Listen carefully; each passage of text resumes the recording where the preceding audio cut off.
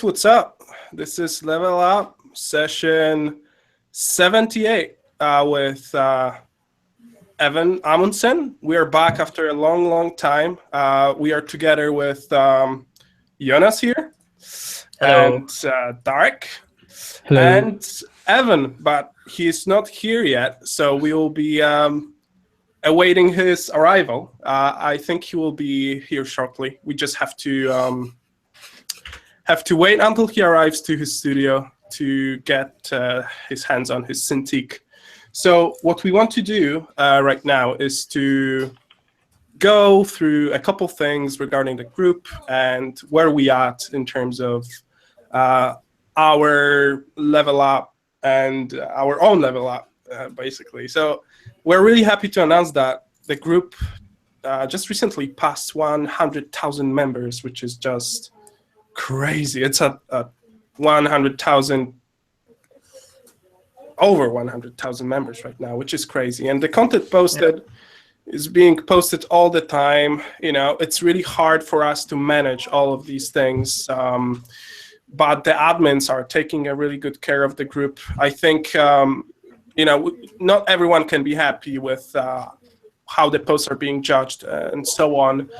We can only do so much to have the overall, to make the overall experience good for the majority. So this is our goal, to make it a group for people to grow and comment on each other's work, so not to promote each other's work and stuff. So what I also discovered recently on our website, that some time ago, together with me and Jonas and Darek, we decided to do these hangout rooms, just like the one we are in right now, for people to join in whenever they want and to exchange knowledge between each other and grow together. And recently I've been getting in there, not expecting anything. I expected a tall desert. Nobody there, right? It's been 3 years since we created these rooms. 3 years. And guess what? I enter and there are like 2 rooms that are full of people. And I started talking. It was great. And it turns out that there is another Facebook group that manages people between those rooms. So if you speak German, if you speak Russian, and you want to speak in your native language, you can join one of these rooms. And in this group, you can find which room to pick in order to talk in your native or in English, depending on what you want. It's really great. The people there are great, experienced, and you know, they're looking to grow. So if you guys want to improve and if you guys look for like-minded people, make sure to go in there. And I bet you'll find some good friends in there. So yeah, coming back to us, it's been a while, guys. Like, yeah, Holy it's been a shit, long man. time. Yeah. So maybe let's talk what we have been up to recently. Well, let's see. When was the last time that we were all together? Was that art term? Yeah, art germ, I think. Yes. Which was in, I don't know, when was that? In May or?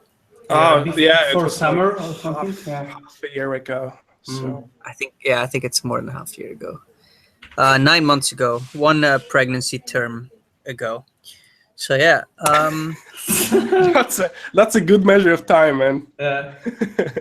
I know, I saw 9 months, so you know, it's where my mind went. Why don't you start, Darek? Why don't you tell a little bit about what you've been up to while we wait for Evan? Oh yeah. At first, I would like to thanks everyone who is watching Level Up and who sending me supportive messages, because it was very good for me to get that, you know, that help and support while that I had some problems with my hand, as working hand, and I don't wish anyone to have it, because when you are in the loop of work and you know you are planning ahead some stuff, and suddenly you find out that you have a tumor in your hand, it's something that you don't wanna hear at all. And I had it at the first time in the summertime, and then I had the first surgery that I thought it was successful. And before last Christmas, I still was feeling that discomfort a little bit when I was in Sweden working for EA. And I realized I just need to do like a checkup, MRI studies and so on. So I went to doctors and I came back to Poland from Sweden for a bit and do all the studies that were important to check up the situation of my hand. And by the new year, I just I received the results, and they were like predictions of the recurrence of the tumor, which actually made me pretty sad. And I can't hide the fact that I was devastated a bit. But that's the worst nightmare for a creative that works with his right hand, to have a freaking tumor in your right wrist. Yeah, something. Yeah, exactly. And the good thing, it was benign, so it wasn't like making my life. Benign. It wasn't making my life dangerous, but it was still kind of aggressive in this spot, because it was actually growing into my bone. So it was actually it was more like eating my bone in that place. So the diagnosis was to reopen the arm again in January. I actually was thinking of doing it in February with my doctor, but there was a spot that was freeing up in the hospital, and I said, "Yeah, fuck it, I'm gonna do it now, because I don't want to wait." And I just hold on all the work. And I have a really good client that actually understand my situation, so I was pretty happy that they could wait for me for a bit. And we opened hand 2.5 weeks ago, and it was like a miracle, because it turned out that it's not tumor; it was overgrown scar that was actually the leftover of the last surgery that maybe wasn't very well rehabilitated, and it was just an overgrown size that was actually putting a pressure on the around surrounding areas. So where are you right now with this? You're after your second surgery right now, right? Yes, I'm after second surgery, and I started this week the very intense rehabilitation with my physio. He's a great guy. I'm doing the exercises every day for at least 1 hour, and I still have that that other stuff that I can do, like stretching the wrist and so on. Mm-hmm. So actually, my movement is almost brought back to the full motion, which is great, because it's something that I had before my first surgery. I had some studies, and they did like those biopsies.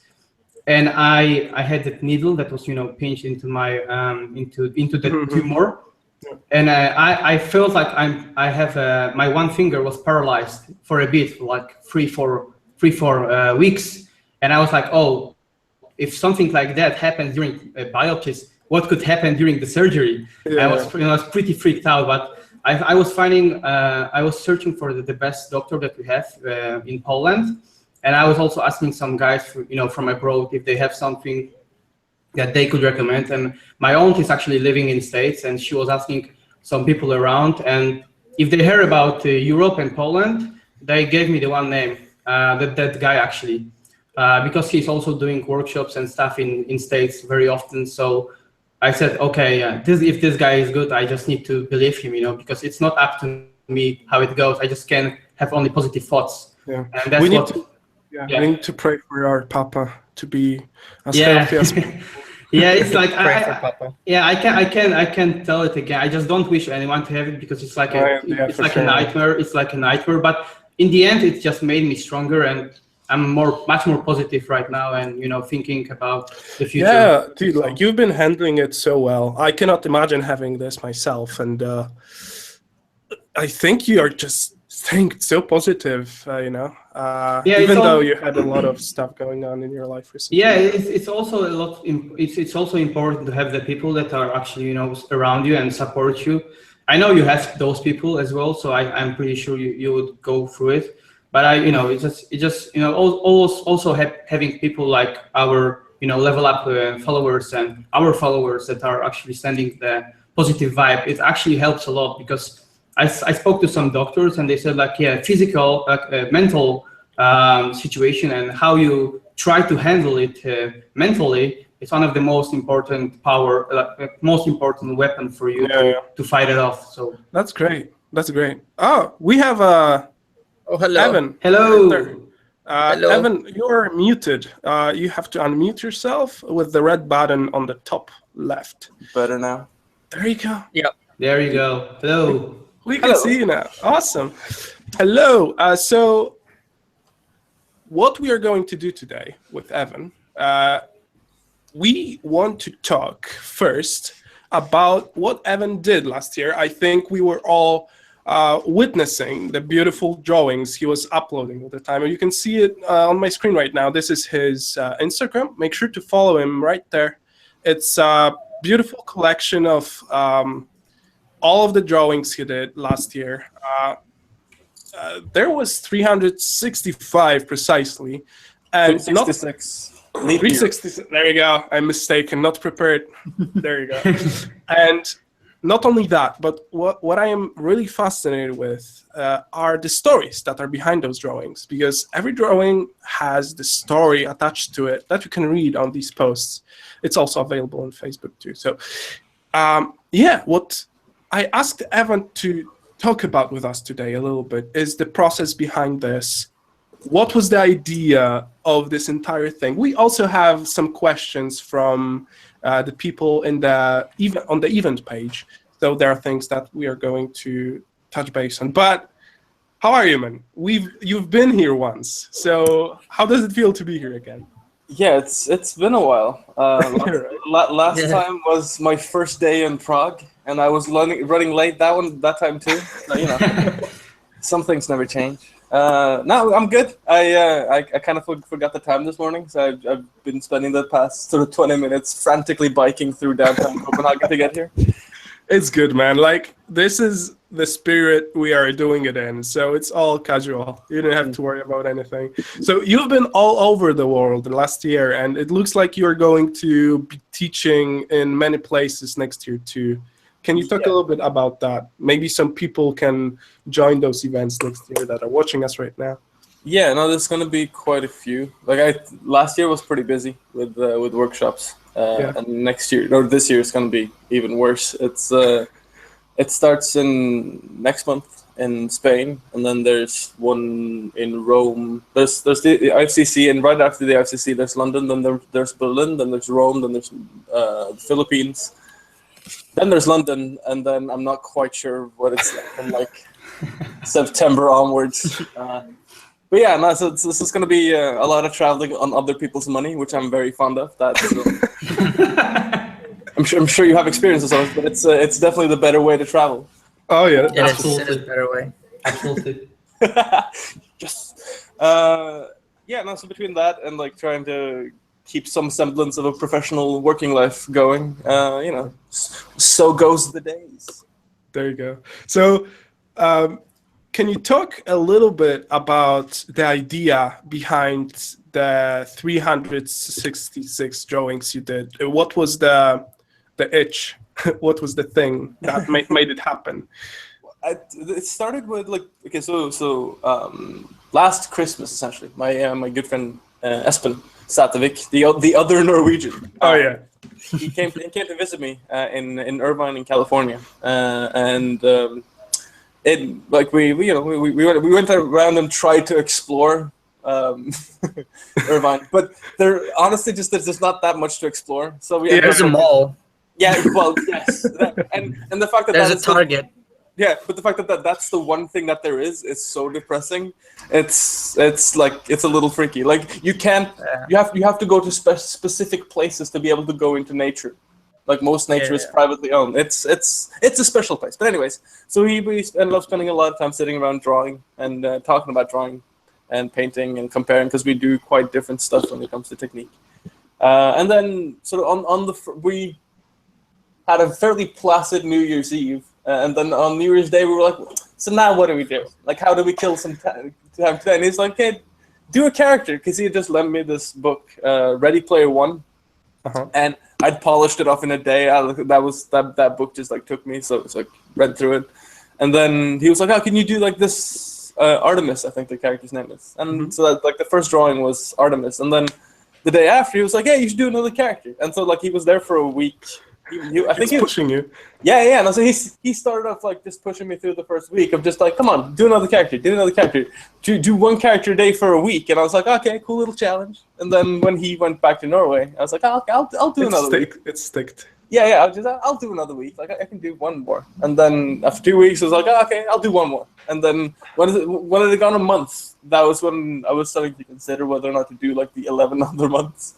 And then like the stories came a little bit into it. I started like trying to find interesting ways of putting more context into a piece that I only had so and so many hours of working on a day. Yeah. So it all started with Aspen. We all love Aspen, and we had him once here, and not. Oh, we had once, him. We had him as a like, side guest a few times. times. Yeah, he is a beautiful Viking man. Oh, Where is he? I'm fairly sure he's still back in Brønnøysund in Norway, where he lives. Yeah. So is he like stuck under some pile of snow right now? Is that why we're not seeing anything? Probably. Like he lives fairly far north, so it's probably he's just out battling those icebergs and fending out the Jotun. Like he's got his hassle. It's communal service up there. So coming back to the project itself, when you just started it, right? I'm just really curious about how do you manage consistency with the time schedule, basically, to make these things happen every day, no matter what. There were probably times when you were ill, when you didn't have time, or you were running late or traveling, and how do you go about it? Do you plan ahead, or well, there was definitely like a moment of improvise? realization when I was like, oh Christ, this is not gonna be good. And also like whenever I take on some thing to be like like a character changing fucking little thing to do, like the year I moved to Prague, the city that literally is known as the city that forgot vegetables, I became a vegetarian, though a lapsed one at times. And for this one, like it was going to be the year where I moved to another country again, and did like a ton of freelance and tried to set up another business. And so it wasn't the most like suited year to do this, but it becomes that thing of you do it for a month, and then suddenly it becomes not a thing that you have to force yourself to do, but you're aware that you're gonna have to do it. Like if it means staying up till 3 a.m, you're gonna do it. Like it's a thing you have to do. It's like a daily routine for you, right? I hesitate of calling it like an addiction, but it's more like a habit. It just becomes something you do reflexively, and then you're aware that you don't really have a choice. Like you're gonna be doing it anyway, so you might as well plan for it and try and get time for other things as well. I think it's somewhere between a habit and an obsession to some point.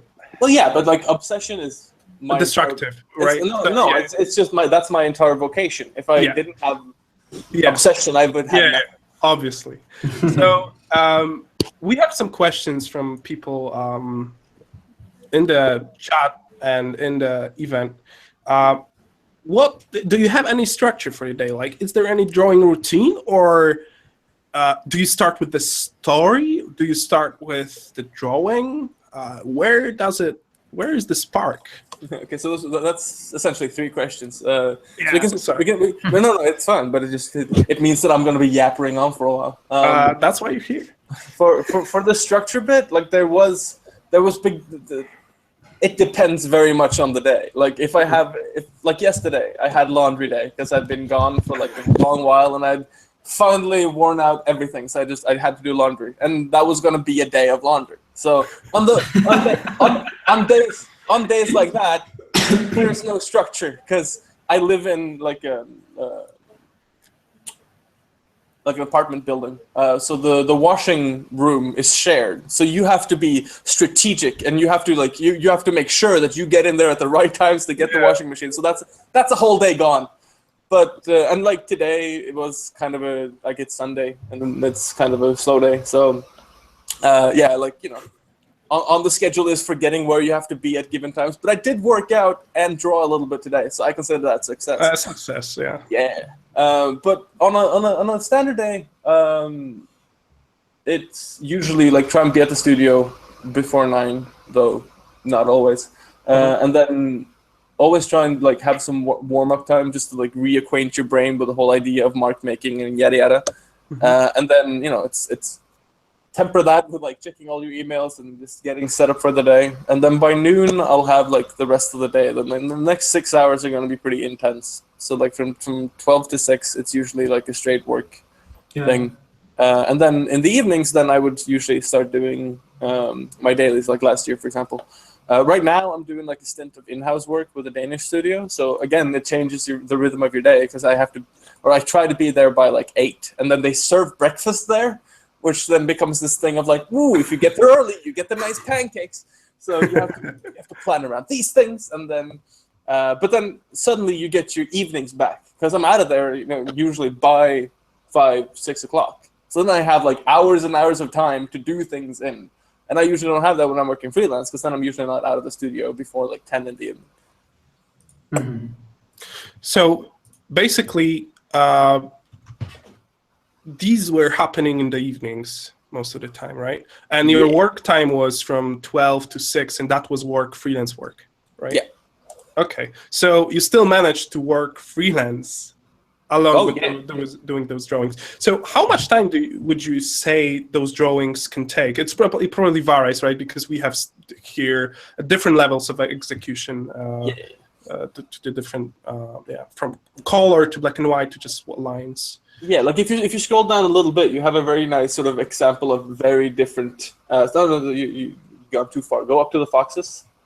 Yeah. So the fox on the right took literally like 2.5 hours. And it was one of those days like I knew what I wanted to draw from like the moment I woke up, and I went and I looked at a bunch of pictures of foxes, and I really like sat down and like thought actively about fox anatomy as opposed to dog and wolf anatomy and cat anatomy, and just try to like figure things out and try and think about eternal volumes and really like figure out the drawing before I started, and then like figure out what's a cool interaction between these characters and yada, like really thought it out. If you then go out again and click at the one with the giant, like one posed up, that started with me wanting to do like a dynamic action for this like big lumbering dude. Yeah. And then there was only going to be like a torso, and then I was suddenly convinced that action would just seem fleeting and uninteresting without the legs. So then I had to draw the legs, and I was like, okay, now I'm without context, so he just like looks like a giant bearded child. So then I had to like put in those little guys, and suddenly like this one took probably like 6 hours. Yeah. So it's a constant struggle, basically, depending on the subject matter you pick, and it was probably like do you think, like, how do you feel with improving over those drawings? Obviously, you grew a lot, but have you been targeting specific things that you felt you were lacking? Or I cannot see those, obviously, but if anything, did you try to nail down the things you were bad at, or you were trying to find the things you're great at and just enhance? What's the? Because that's craft. What you're talking about now? You're talking about like specific problem solving, like niches, which that wasn't so much the point as to just try and really nail this thing of like intent. Try and figure out, how do I, before I even start, know what I want to do? Like, I'm all for thinking like Bob Ross when I'm studying. Like, happy little accidents are great, but happy little accidents really suck when you're trying to do something with intent, because they can sometimes be so fascinatingly like serendipitous that it just tosses you off the initial message of a piece. So it was really trying to like nail down the idea of getting what I had in my head down on the paper. But without losing that playfulness you get from like playing around with things. So it's about like finding like a headspace, I think. Yeah, you nailed it perfectly. So having the thing in your head and then putting in a drawing, there is a bridge that you created in there in form of a story. And when do you find a place for this story? Do you write it first, or do you create a drawing and write the story based on it? How does it work? It's fairly intuitive, I guess. Like it was a lot to do with like trying to have no like framework to begin with, but just thinking in like large ideas of story arcs, and then what can you do within that to sort of indicate a story without over explaining it. So the idea is that like the absolute majority of all of these characters exist in the same world, and it's all happening at the same time. And so it was about like establishing these character curves of different groups of people, and then seeing how you could jump into them at given points in the storyline. So for all the story that I wrote, I thought of a lot more, because I had to think about like the story, what happens between the story segments, how does that impact other parts of the story.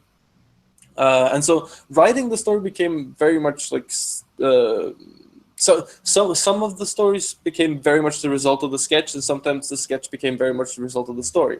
It very much became like a question of where I was in the storytelling element at the time. Like the one on the top left now, the guy, the archer dude, that was story suiting sketch completely. Like it was This one? Yeah.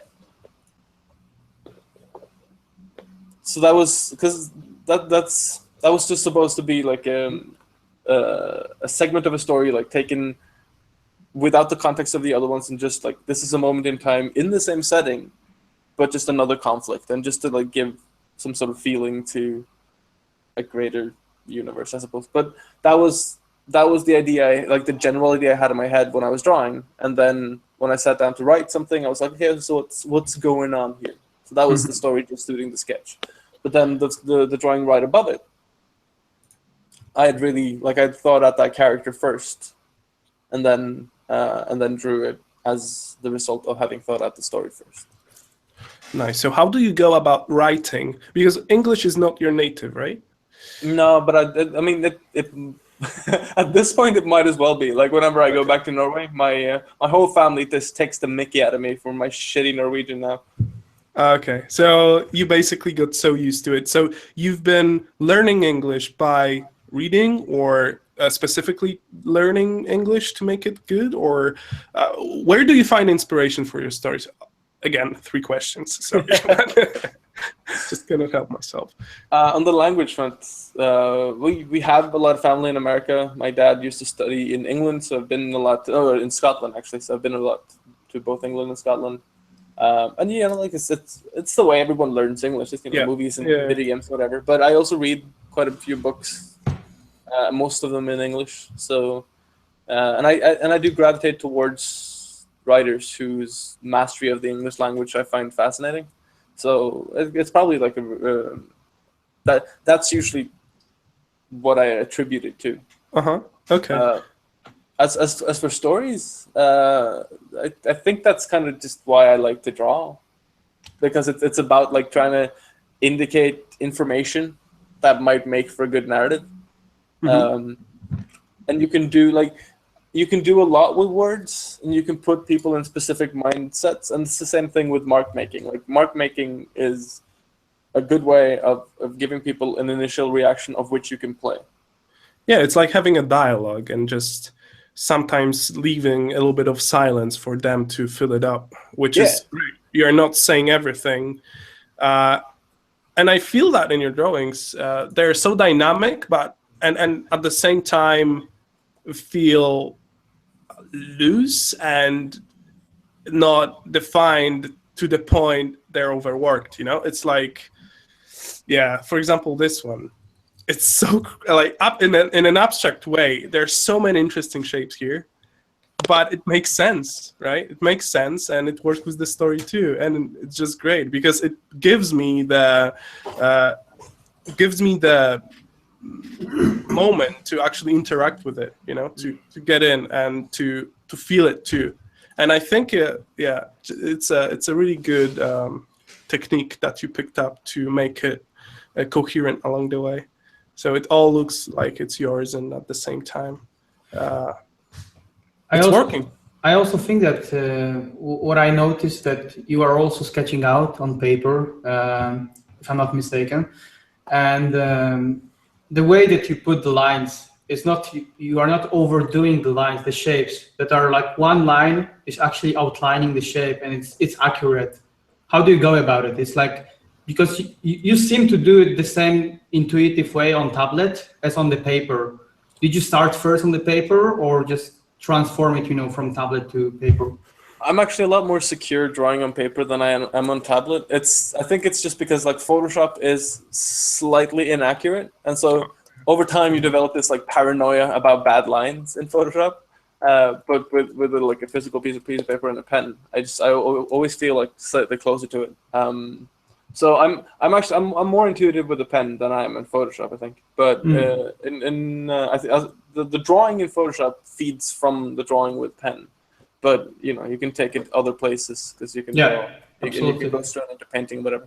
But for drawing, like the thing of going into like initial line drawing rather than like a lot of people who start drawing with pen because they've seen other people who draw with pen approach it as if they were drawing with a pencil, so they get like these really scratchy lines because they're always exploring things. Yeah. And there's one thing I like really learned from watching Kim Young-gi draw a lot, which is like his shapes are not perfect, but they're thought out and they are believable in context to his other shapes and his other lines. Exactly.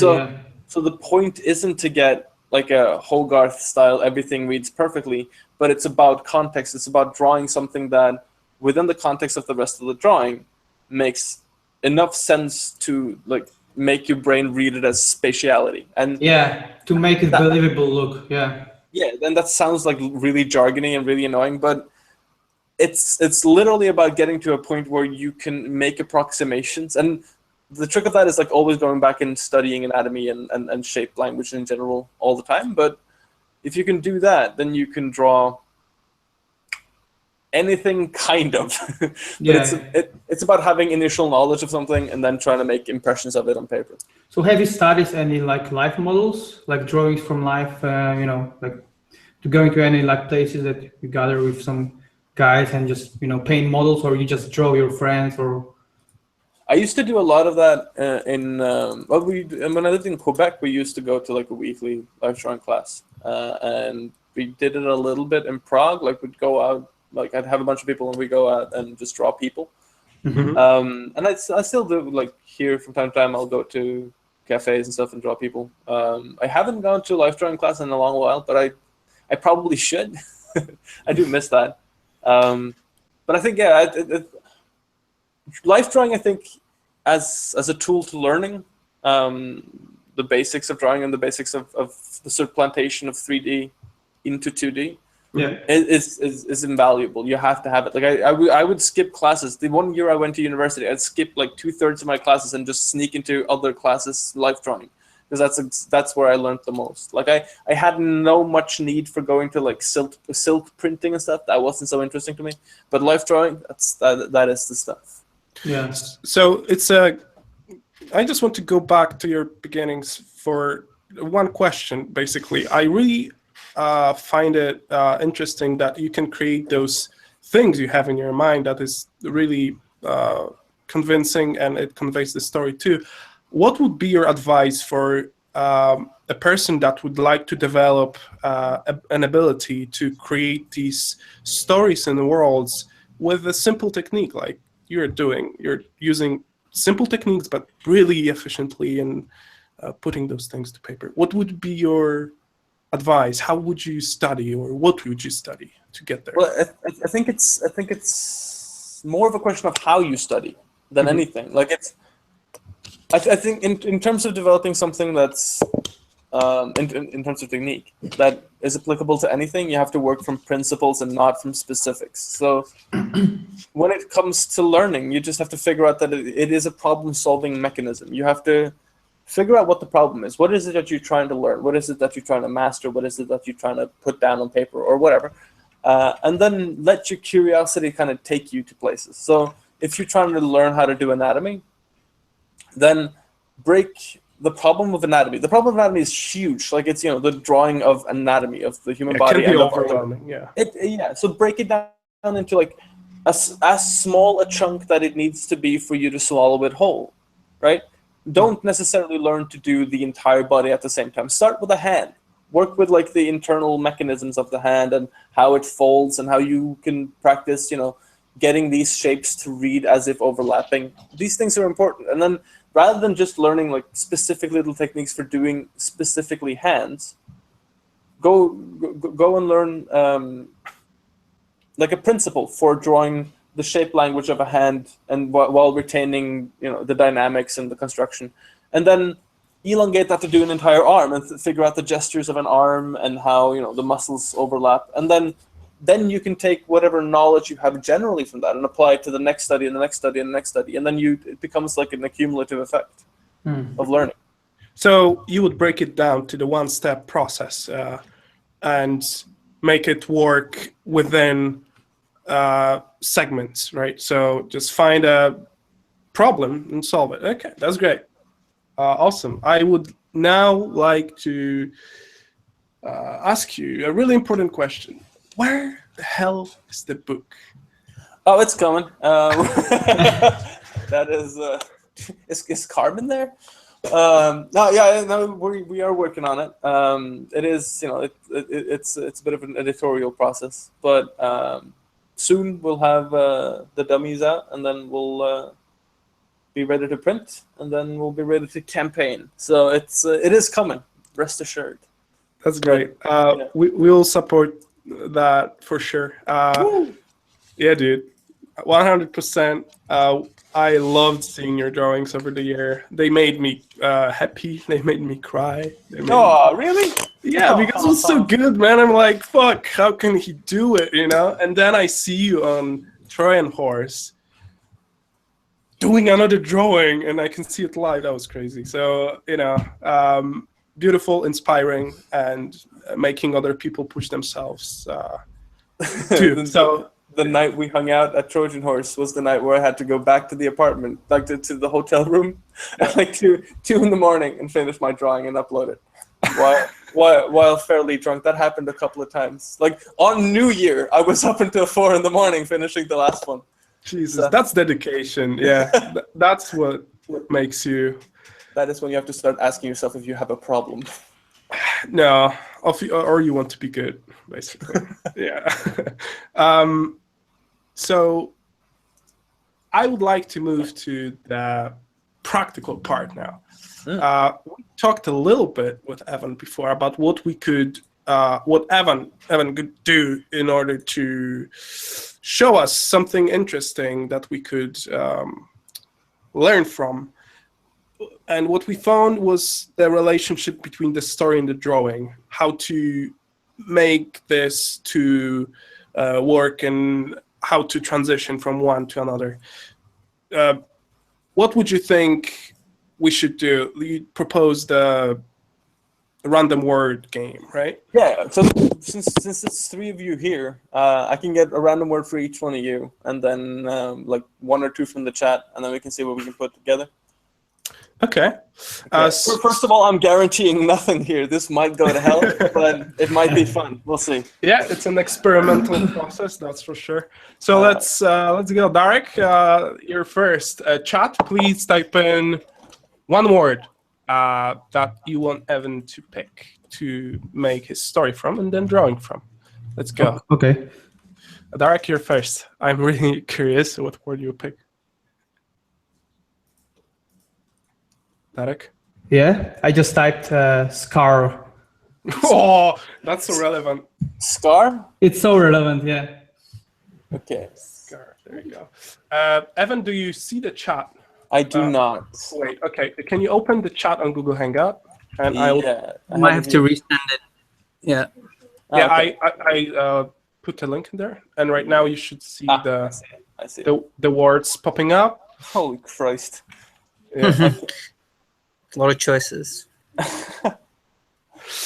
a puffin? Okay, so the first word is scar. Jonas, what's yours? I'm gonna go with puffin, but I don't know what it is. Puffin is a bird. Puffin is a tiny little bird.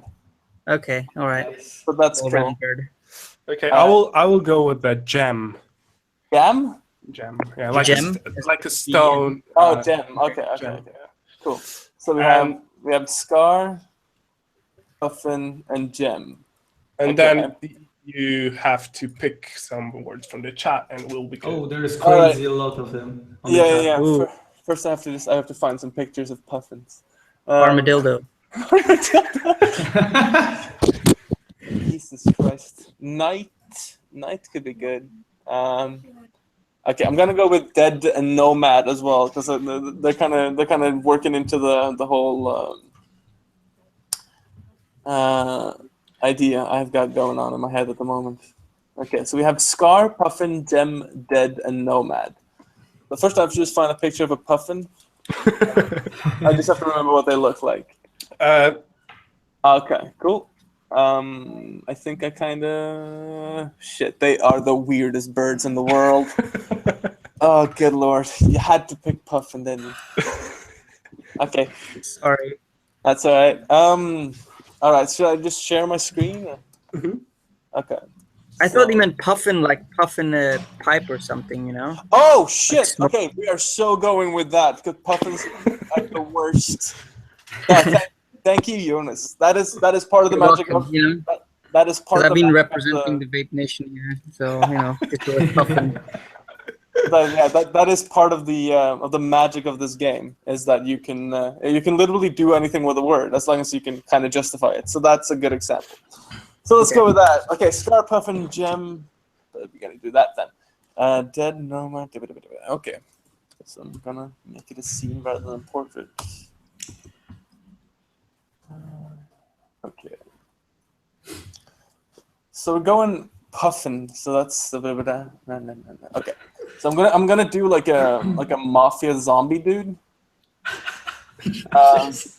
Or not mafia, but he's an intimidating sort of mafioso dude. But it's gonna be post-apocalyptic kind of since he's a nomad, and he's dead in the nuclear sense. You know, like he's a nuclear zombie sort of person. Like then, Walking Dead, right? Yeah, but imagine it from like the other side. So it's like kind of like in Fallout where they become ghouls if they're overexposed to radiation.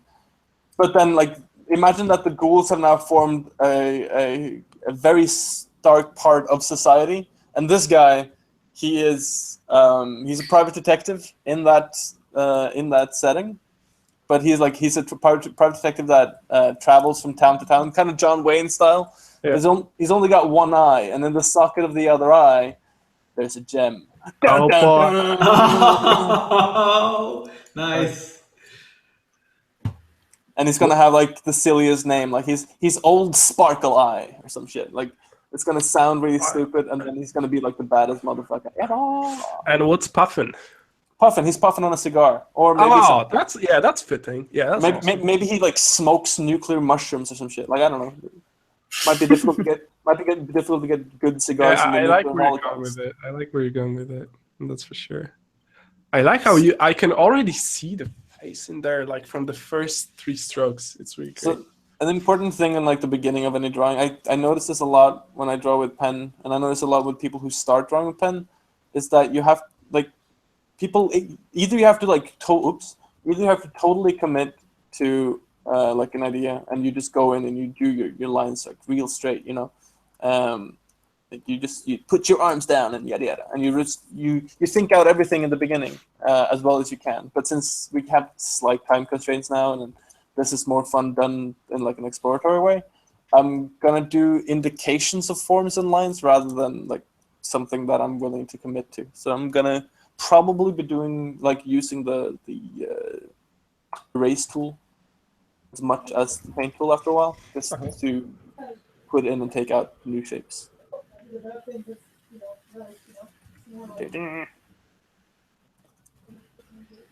So your approach changes depending on how refined your story is, or is it rather how? It becomes more of a question of like how specific and how well you see it in the head before you start. Yeah, how developed the idea is initially. So like the idea is very much not developed now because I came up with it like 2 minutes ago.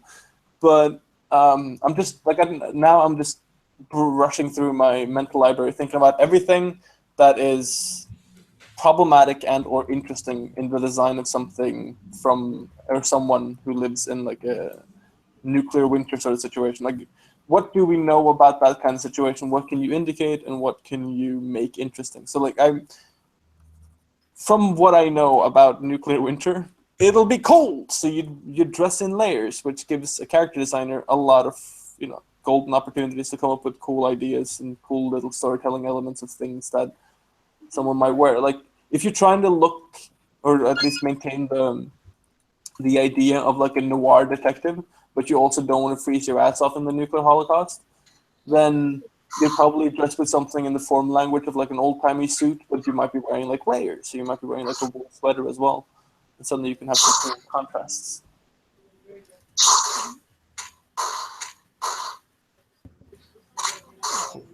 What are these sounds? What the fuck? I do not know. Jonas, is it from me? I guess so. Yeah. What the hell was that? Just some. Never mind. The mystery of the weird sounds on Level Up is pretty strong with this one.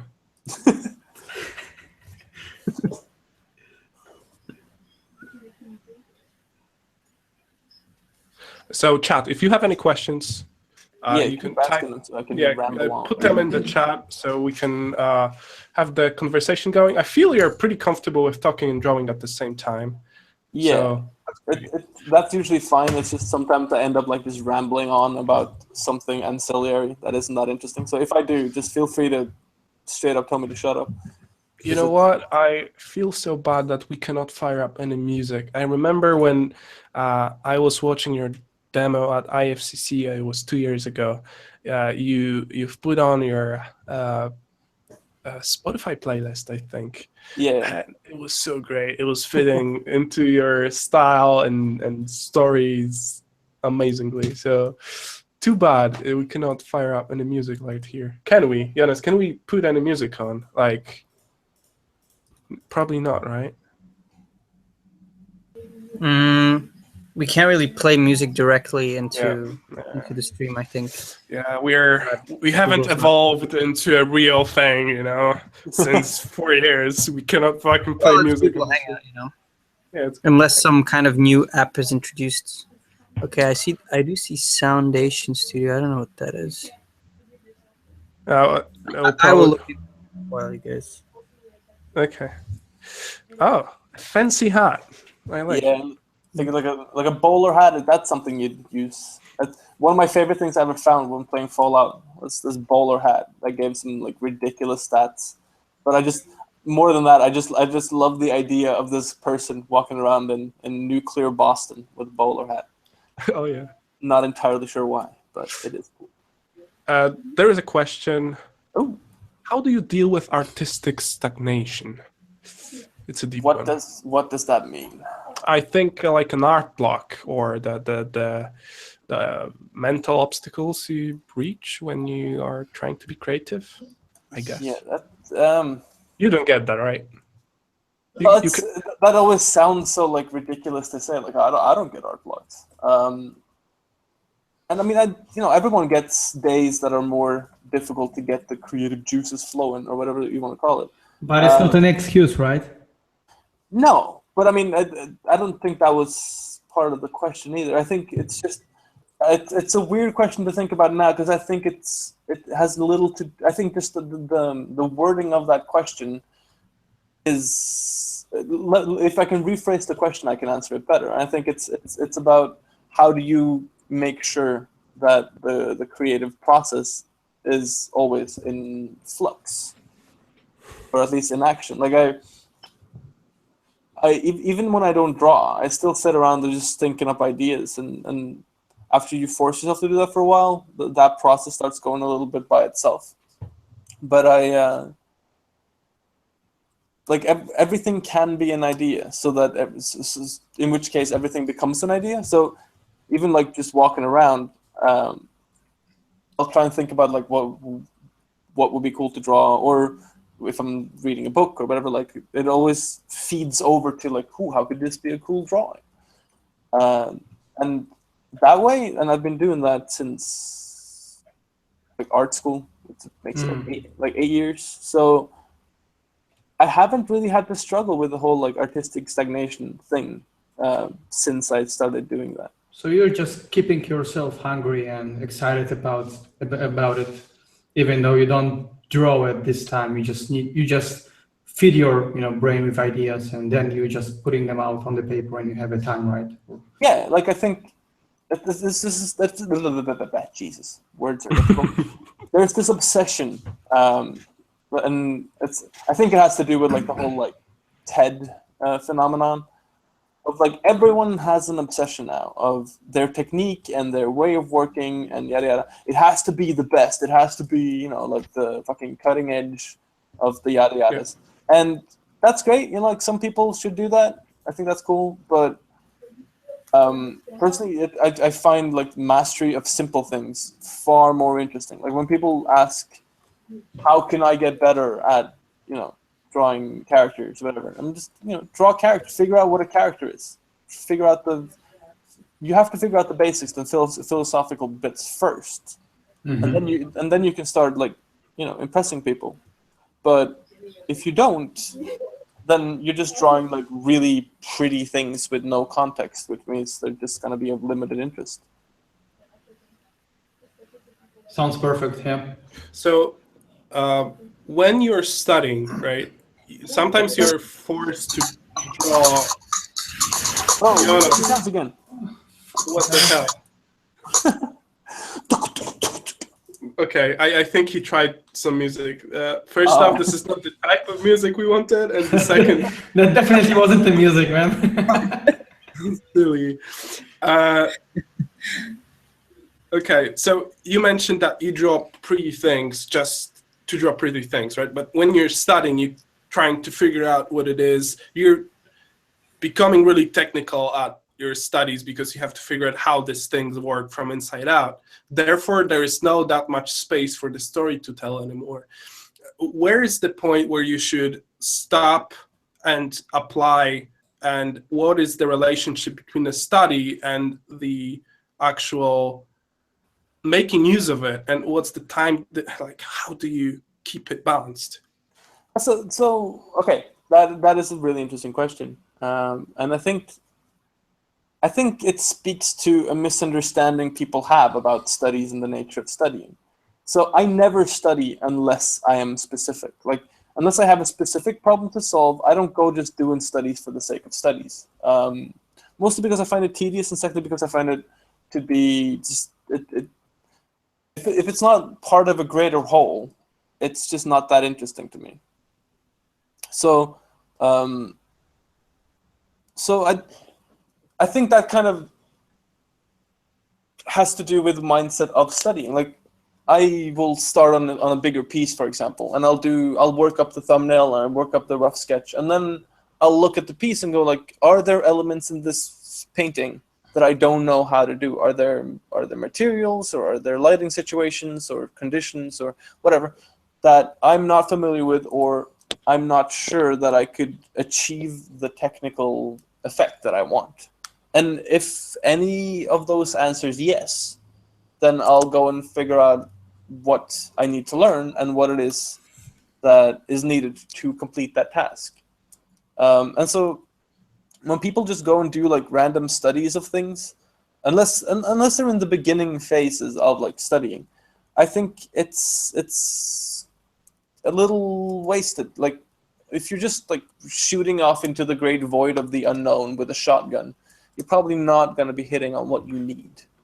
Yeah. So you would rather drive studying with a certain goal in mind. So you would set a goal first. Let's say, yeah, I want to draw a character that does this. Let's say this is my little story that justifies what I want to tell, and then try to do it, fail, or find a problem and solve it with a study.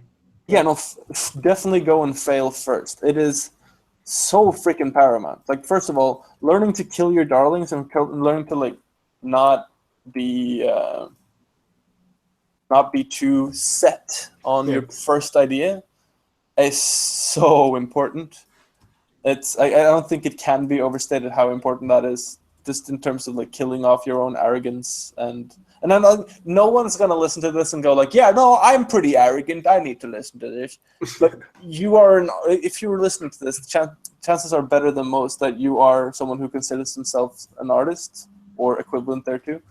And so by definition, you like trying to play God. So you probably have a little bit of arrogance, and that's fine. But you just know you got to learn to temper it. Learn how to be a good god. Yeah, a benevolent dictator. Yeah. Awesome. Yeah, that's a great point. How to not to be too precious about the first thing you come up with and be able to put this right. I mean, yeah. So where do you want to go with the drawing now? What's your idea? Okay, so I'm getting some ideas about this dude. I probably will make his face a little crazier before we get into like proper rendering. But I have some ideas now of like what he's looking like, what I'm gonna do with textures, and how I'm gonna get that like ghoulish sort of idea into him. So now I'm gonna just play around with some colors, smash some stuff down, and then like try and get a gamut going, and then we'll start playing with the lights. So you want to go to you are going to straight to color with it. Awesome. Yeah. I try to do that. Like I'm definitely more of a drawer than I am a painter. So it's always slightly daunting to do this for me because I'm like, oh no, we're gonna freak it up. But I'm gonna try my best to. So, if you don't mind asking, your professional work, is it usually reflecting the same kind of style as you are doing right now? So just purely drawing stuff and then just putting the the colors on top. Is it like normal way of you doing the commissions as well for freelance? Yeah, most of what I do is in terms of client work is like character designs and like character-based illustrations. Mm-hmm. And so in terms of working with a client who wants editorial freedoms, I think it's important to like settle on a process with them, and then having both sides stick with the same process, so that you don't suddenly end up having to go back and like repaint things for the nth time. And that has happened like once too many with me, a few times too many actually. So it's good to have like a way of working where you can always lean back in and edit. So like doing it in steps, doing your lines first, figuring out your basic like design idea. Yeah. And then putting your colors in a different way, and doing it modularly, so that you can always, if the client turns out to be a little indecisive and have to go back and fix things, you can do it without having to scrap nth hours of work. But when I'm doing stuff myself, just for like the fun of it, sometimes I'll totally scrap my existing technique and just go and like try something completely different. Like go in and just do like one big normal layer and just paint with huge brushes. Just see what you can do, see what you can play with. So for now, in terms of colors, you have something in your mind, or you just let it go on the flow and just trying to find some good color palette and then just go with it? I'm playing with that whole like these neon greens and stuff to try and play with the idea of like nuclear holocaust. The nuclear palette, and then I'll do the character in fairly muted tones next to all these like crazy greens and whatever, and then probably play off the green with a kind of a muted, warm, orangey red shading. Perfect. I think that could be cool. All right. People are still posting some questions, so we might just pick up some. Yeah, do it. I think some of them are like kind of overlapping with something that you already said, but we can always try to, Yeah. Let's see. Do you have any goals for this year, like art goals or dream goals? Where do you want to go? Do you imagine any place that you want to be at in terms of your art or stuff? So for the year, it's it's about getting the book out and The book, yeah. seeing kind of like what the possible audience is for that kind of a project, and if that is successful, and if there's enough support going around, then I think trying to continue that project and trying to like play with the idea of maybe a Patreon or some such like continued effort could be cool. I would love like the big dream for that project would be to like if I can pay the bills with doing that, I'd be a very happy little Viking. Oh, dude.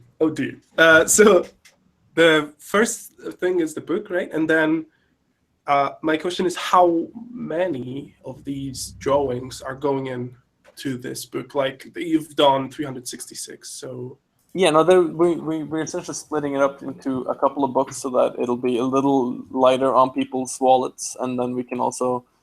You can be heavy on my wallet. Dude. Huh? You can be heavy on my wallet. Don't worry. So 1/3. That's what we're splitting it into 3, I think, 2 or 3.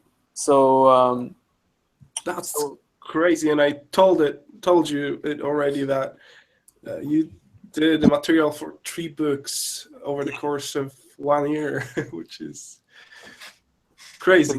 Yeah, because with the like text takes up an incredible amount of space, much more in books than it does on the internet. So with getting all the writing in and getting all the drawings in and possible like guest artists and stuff, we're looking at like high 500s in terms of pages. So we kind of have to be pretty thick, right? Yeah, pretty nice. So we're looking to that, and then if there's any more goodwill left over after we've imposed. Do you have a title in mind? I do, but that one's that's a little bit of a secret. Ah, there you go. Okay, that's exciting. Let's see how it turns out then. So it will be a Kickstarter. Yeah. Okay. So we'll make sure to back you up. We will post once it's up. All of the people who signed on the event page will be posting the Kickstarter link to this event, so we'll get a notification. Also, we'll be posting it on the Level Up page, so you can keep track of it if you're part of the group, so you won't miss it. We'll try to make it work. And you told something about Patreon, so you're looking for, because you did a lot of workshops recently, so I guess you're getting a lot of experience in teaching too, and yes, you want to get it to the next level with teaching online, I guess. Yeah, I'm thinking about like it could be a cool thing to do for like a Patreon to take on some sort of mentorship program or something. Are you guys interested? Let us know in the chat if everyone should do so. That's interesting. If you guys would be up for tutorials online on Patreon, like I would be up for it. That's for sure. Absolutely, sold out in 1 hour. Yeah, that's great. I'm looking forward to it. God. Yeah, right. Darek, his voice of God. Yeah. Yeah, man. I think you should definitely do it. Like you are really, I think, structured, and you can explain your stuff really well online. So, wow. Like I would totally be for it. Yeah, I think people would like to see it too, from what I see in the chat. So that's great. Okay, so we are blocking in the general silhouette of the character. Yeah. So now I have a silhouette that I kind of like. Like the premier read is like a like a mid-50s British private detective sort of person, and then as soon as you look at him, he's gonna appear very much. A slightly grotesque survivor of the Donald Trump presidency, pretty much. You were happy you didn't stay in stage, right? Oh, good Lord! That like with every move you make in your life, there's always going to be a little bit of doubt involved. Yeah. But with this one, seldom in my life have I been more sure about anything. Yeah, let's talk about that, because you moved to States for not a long time and you got back, right? So that's when Espen visited you and you started your project. So if you feel comfortable talking about this decision and then coming back, why and what happened really? Because you got hired at Blizzard, right? Yeah. Now, so that whole thing is, it's a textbook case of like getting everything you ever wanted, and then essentially figuring out that Charlie and the Chocolate Factory lied to you.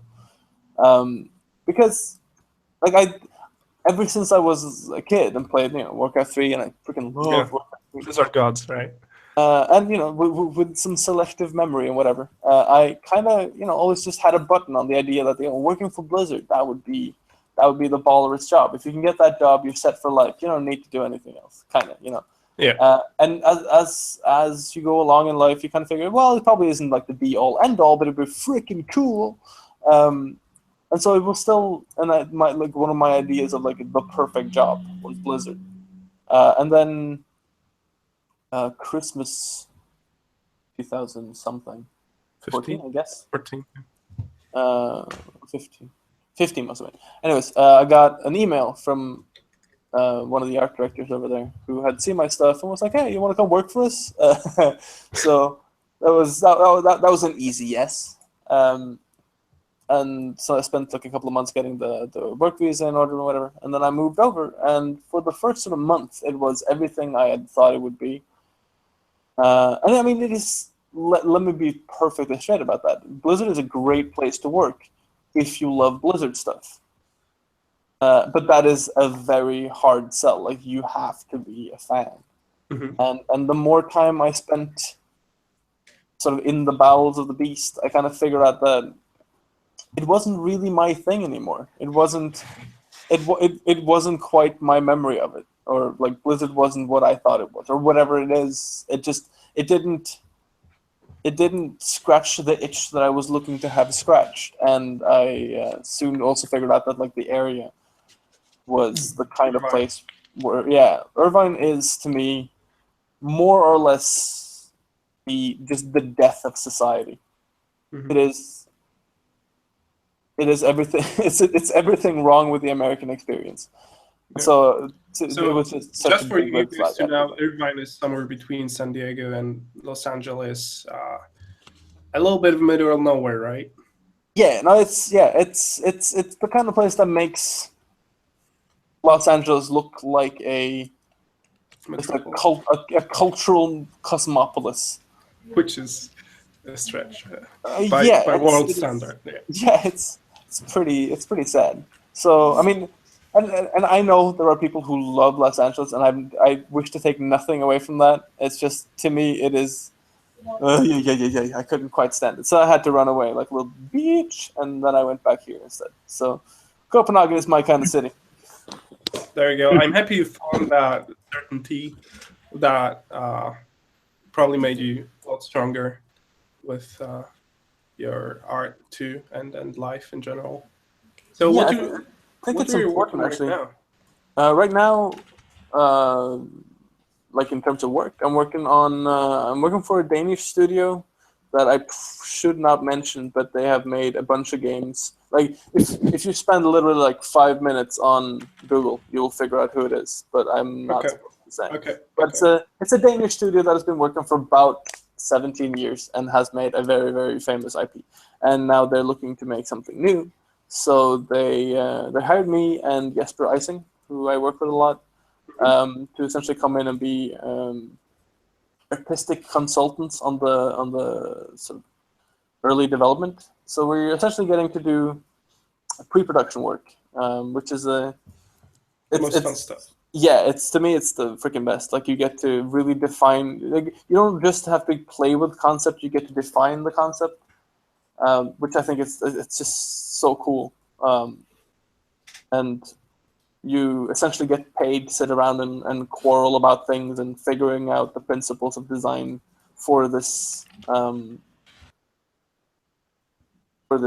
project, and it's the best. Nice, awesome. Yeah, I think I know which studio is it, but shh. Like you didn't mention it to me, but there's one studio in there. Okay, so you're starting to shade right now. No, I'm right now I'm just playing with local color. Like, Local, yeah.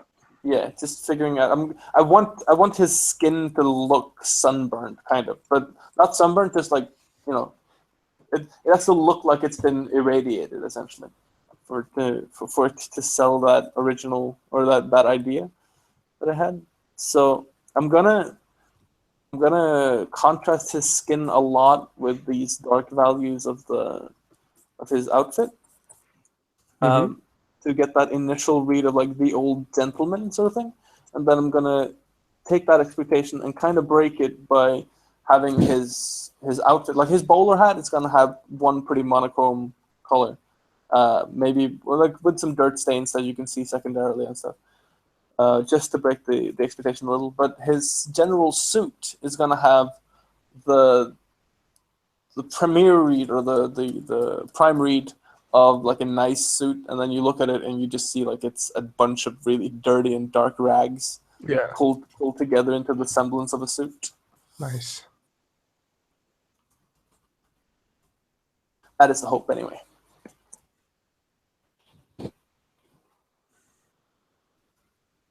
Are there more questions? Let's see.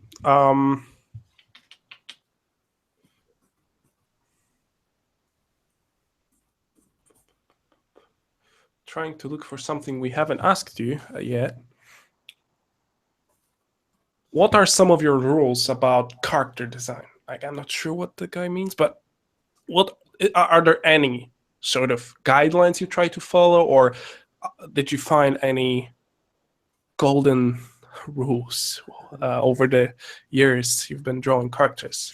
Oh, since my youngest days. I think. I mean, there's a bunch of principles of character design that have kind of either appropriated from others, so I try not to do that too much, and or figured out by my own.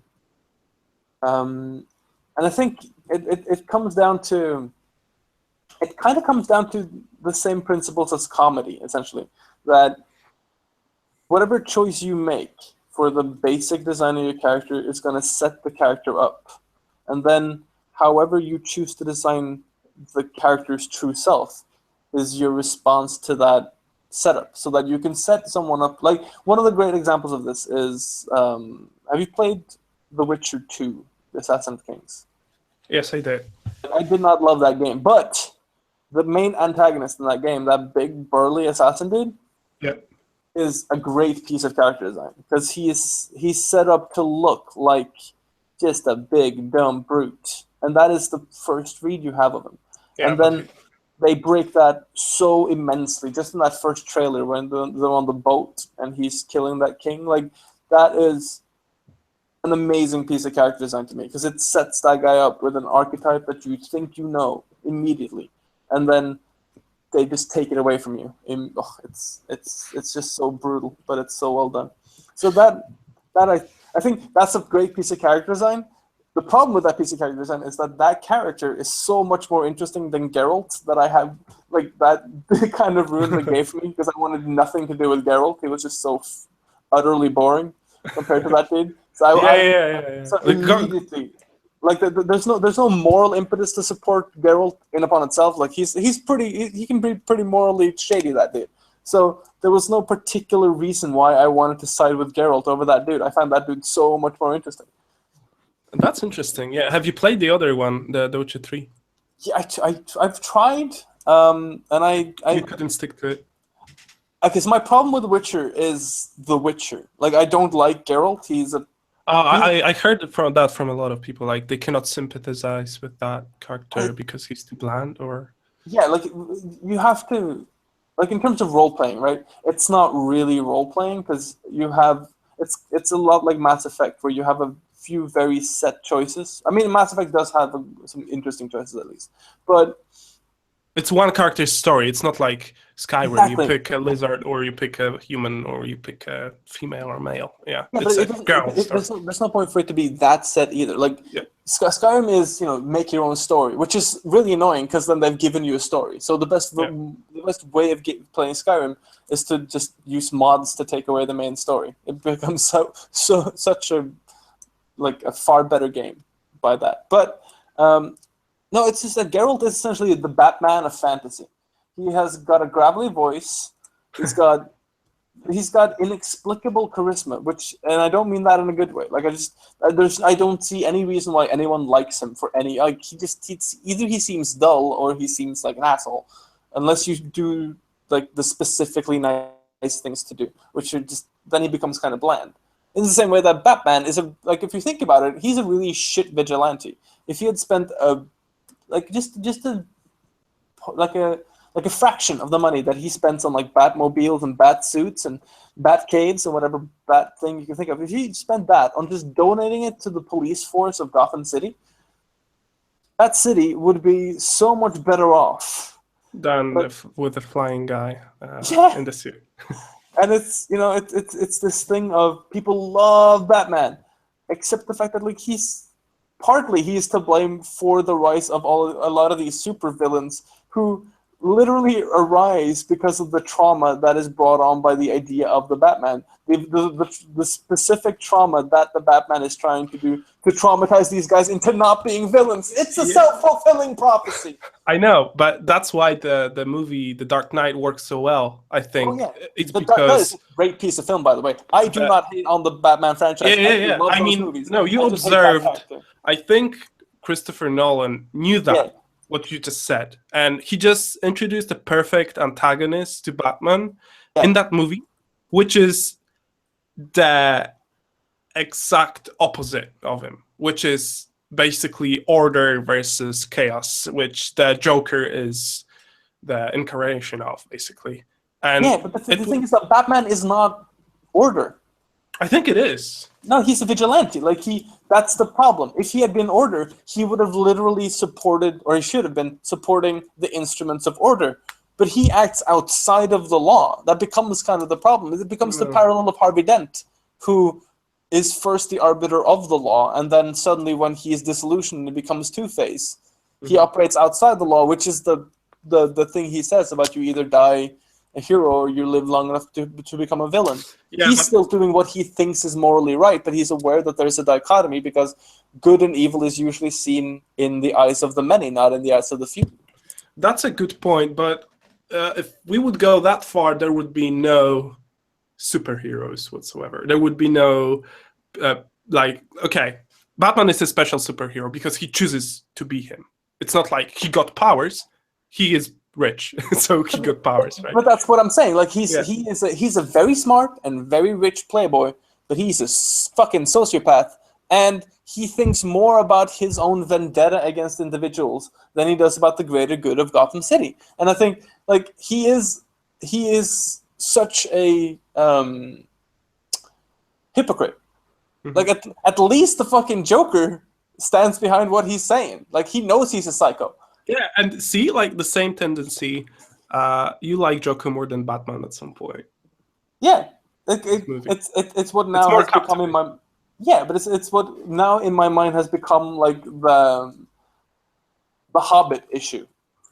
Like in the Hobbit movie, it probably wasn't like that for everyone, but I hated the dwarves. I really did. I love dwarves, so it's hard for me to say, but I really hated those dwarves, and so after a while, and after you is it looks or writing or it's a confluence of things.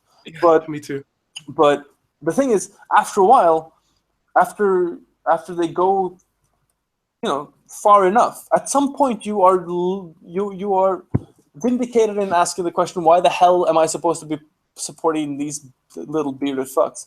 And so by the third movie, I was literally rooting for the orcs to just take the Lonely Mountain. Fuck them up.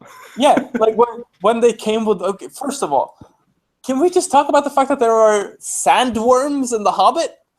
Like, well, if they have sandworms that can eat through mountains, why not just eat straight into Erebor? Problem solved. But you go. oh, good lord! Actually, let's not talk about that movie. Yeah, no. I like when you're triggered. That's good. Oh, this is gonna get into This is hard. emotional. So, did you like dwarves in Lord of the Rings, which is Gimli, which I feel was a lot different than the dwarves in Hobbit, which were this is a great artificial, staged, and plastic-like. I don't know the looks of it too. Yeah, no, that's technique, and that had a lot to do with like them filming with those like 48 frames per second fucking cameras and shit. That was stupid in terms of choice of technical media, but it had more to do with the design principle. If you look at like a lot of the equipment of the dwarves, it is clear that the only design principle they took was, let's look at Gimli. He has some straight edges. Let's make an entire design philosophy meant on straight edges. Which sounds okay until you realize that means they're going to have, straight-edged axes and things like that. And suddenly, design is, or rather, function is serving design rather than design serving function, and you lose a lot of believability that way. Especially in fantasy, where things are supposed to be handcrafted. And there was this cleanliness to dwarves in that movie. Like Gimli literally says at one point during the extended version that he wants a legion of dwarves with him, all armored up and filthy. That's what I wanted from the fucking Battle of the Five Armies.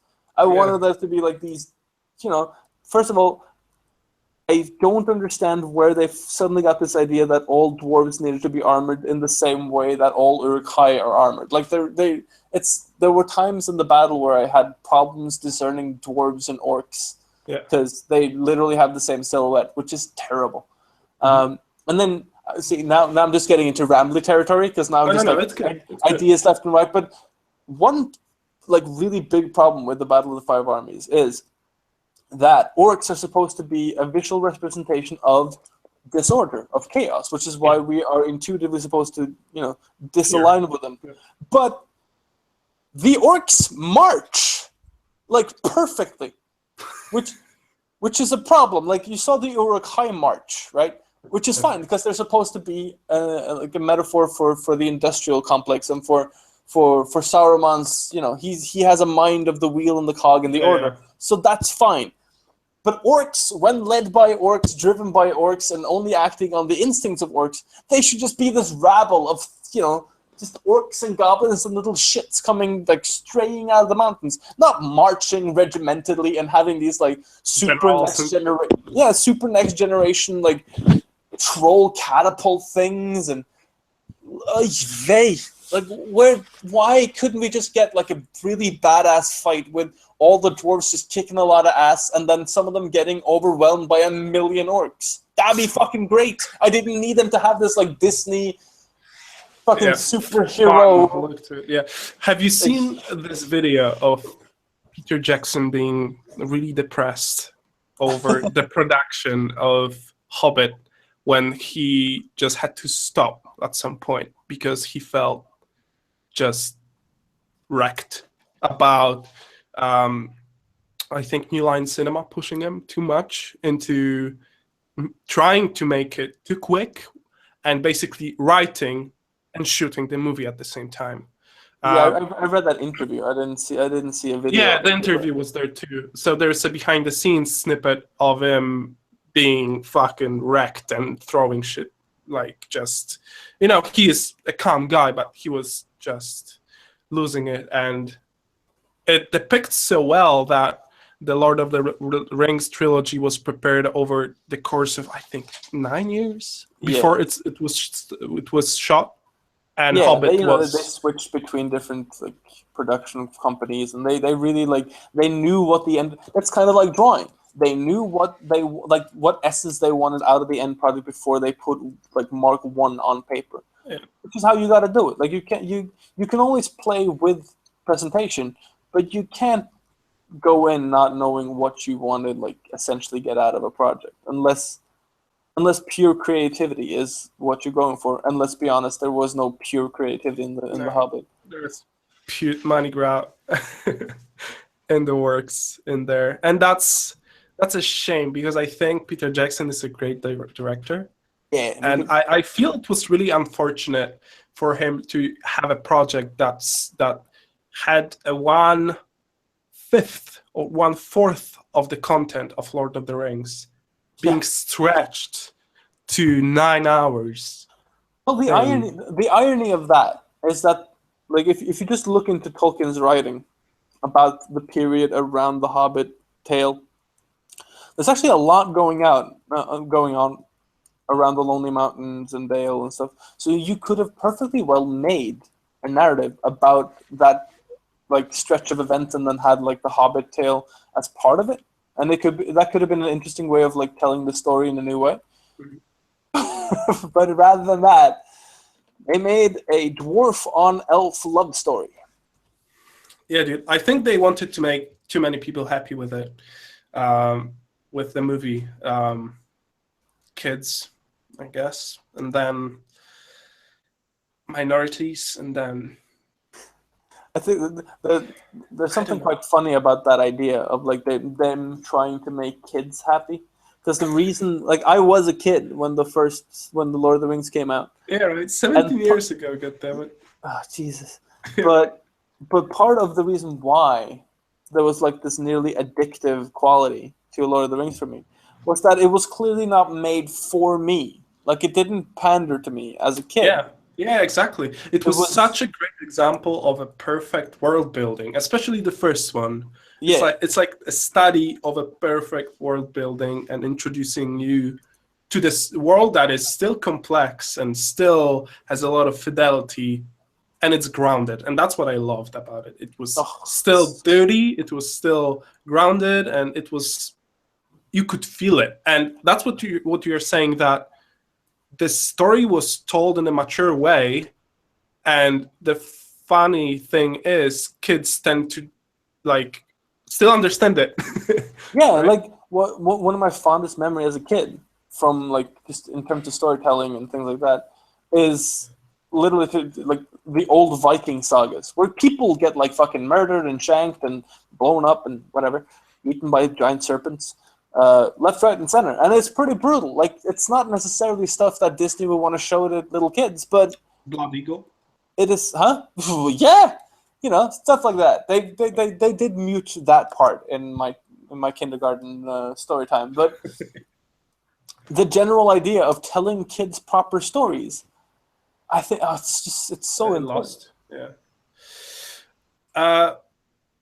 Talking about Vikings, because you're from there. Let's say, have you seen? We're all the same to you, are we?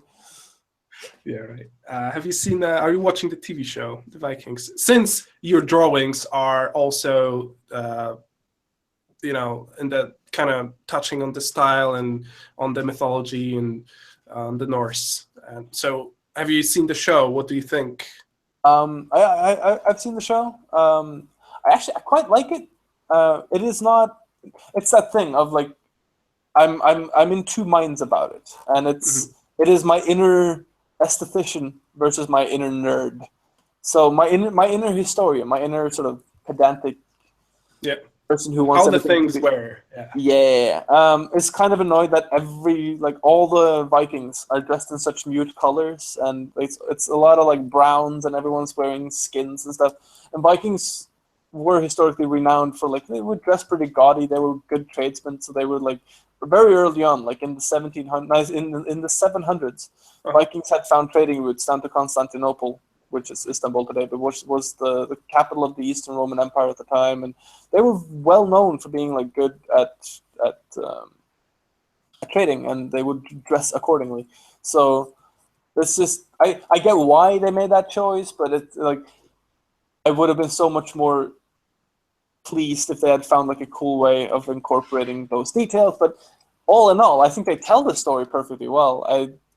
There are definitely ways that I wish they would have told it differently, and there are certain things they've taken out, certain things they've put in that I'm not. Or certain things merged into one character, or there are some things moved around in time too. But what I think they have captured is a lot of. They have managed to capture like the greater essence of of the feeling of those stories, but like put it through a sort of Hollywood-ish lens in many ways. Yeah, the mix is pretty great. I like it. I like how they show spirituality of the tribes and how they of the clans and how they build these communities and the things they do, the sacrifices, all these things that happen within those communities are really interesting. Like those, the story itself of Ragnar, of the rise and fall, and then the rise of another of his sons and stuff. It's great, but at the same time, I like those tiny montages of images of these events that they do together, and they're usually accompanied with music that is drawn by Vardruna. I think it's great. Love it. And then it merges together into, I think the cinematography is also really cool. It knows when to go into this oniristic feel and to not show everything and to blur out and to go. I think visually it's pretty impressive, but from your perspective, I understand, because I'm not that deep into knowledge of how they were how they were dressing and how they were doing, how they looked basically. So it's interesting to see that they went with the decision of making it more unified along the way. So I can see how that can appear boring. Okay, coming back to Batman. I've seen one thing in the chat. People are springing to the Bat's defense. So Bruce Wayne didn't donate to Gotham because the system is corrupted anyway. So the money. But that's such a okay. Let me cut you off right there. Every system is corrupt, but that doesn't mean you go outside the system. That means, I mean, that dude has literally, he's got the social positioning, he's got the money, and he's got the influence to become a politician. So he could, rather than he's just a rich version of that asshole who sits at the end of the bar and goes, it's all fucked anyway, let Trump have power.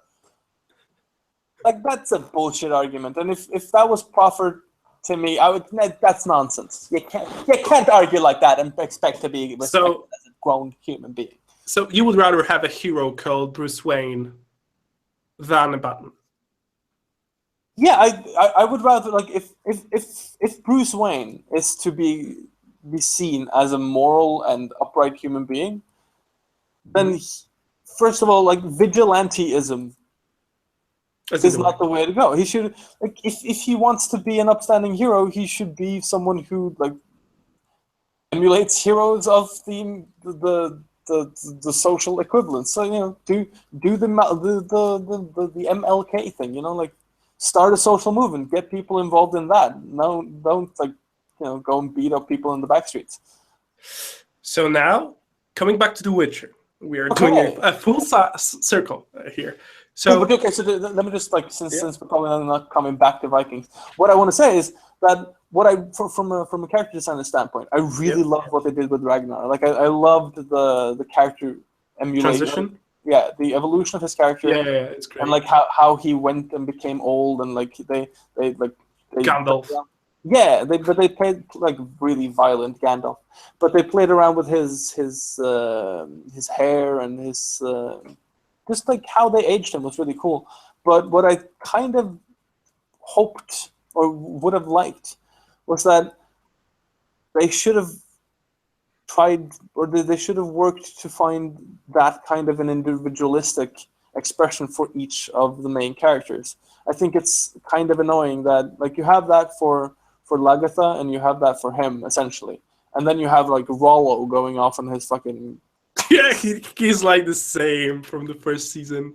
He didn't age. Well, no, he didn't age at all. But they kind of threw in a couple of gray hairs to make him look older. The problem is that he never, for 3 seasons, his character didn't change. He's doing the same mistakes over and over. He did the same mistake 4 times. I mean, mistake. But that's the problem with him as a character, is that he makes no transition, and then suddenly he just becomes this tactical genius who comes up with these towers and shit based on nothing. This is the guy who is just like his character from season 1 till season 4 is just this like conservative, kind of joking, kind of like, you know, like a dude who does a lot of things without thinking too much of the consequences. And he is, I guess, less capable of strategic planning and like, you know. It's just annoying to have them sort of break the rules of character design and character development that brutally with him, and then doing it so beautifully with another. Like, it would have been cool if they had figured out the process of properly aging characters and then applied it to every character individually, rather than like taking what they learned with Ragnar and clearly just applying it to Bjorn. And you could argue that means that Bjorn is trying to emulate his father, but if you look at how he acts, that clearly isn't true. He's trying to learn from his father, but he's not the same. Yeah, so that's true. You can see some manners that he got off of him that is quite cool, like the way he speaks sometimes, the way But that's true for all his sons. Like, you can see they're all like manifestations of different aspects, and they've kind of done a good job. But it was so much like just the quality of character design and character development is so much better with the original cast of characters that it annoys me how they're all becoming a little bit anonymous in the wake of Ragnar. And I wish they would have done a better job. Or it's not even a question of better job; it's a question of judgment. I think they chose to do that, and I think it was the wrong choice. You mean Rollo?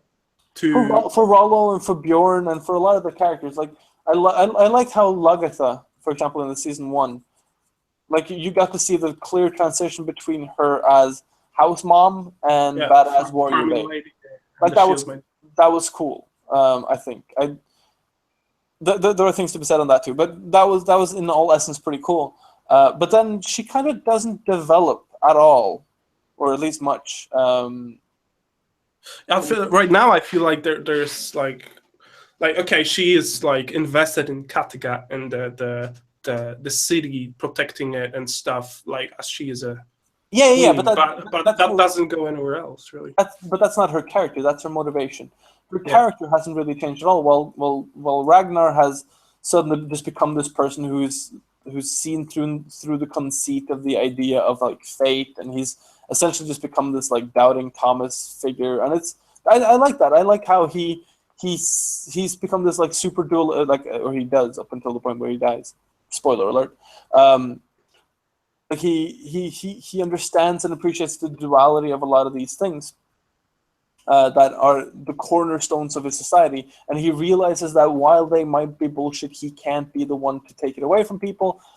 Essentially, like he that is a pretty deep philosophical thing he's going through, and it's kind of cool. And then you have that set up against a lot of these other very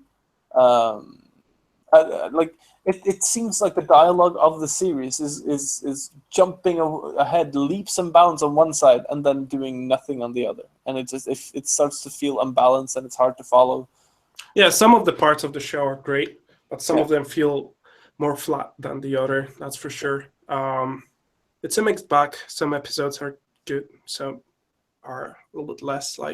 But in general, I feel like this mythology is going pretty well with this TV series. I think it's coming together to be an overall nice experience to go back to refer, and there is a lot of cool stuff happening in there in terms of cast, acting, character development.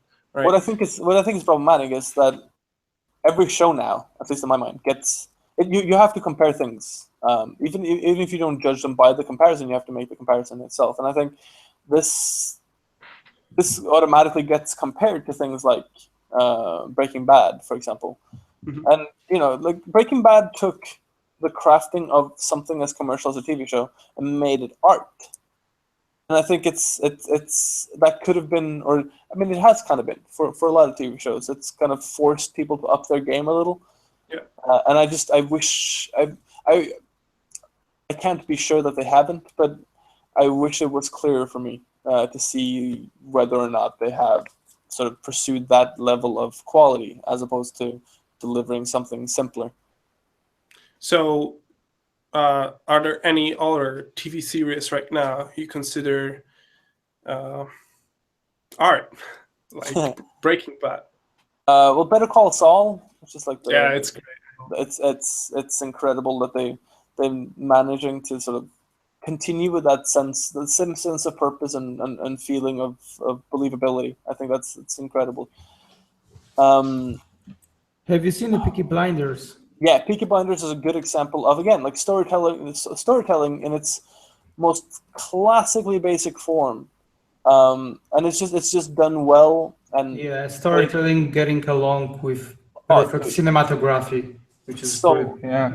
And then again, like basic character development and the breaking down of social structures is they do it so well in that series, and they're taking on problems that like we're dealing with, like they're making points that are relevant to us by setting it in a scene that's over 100 years old.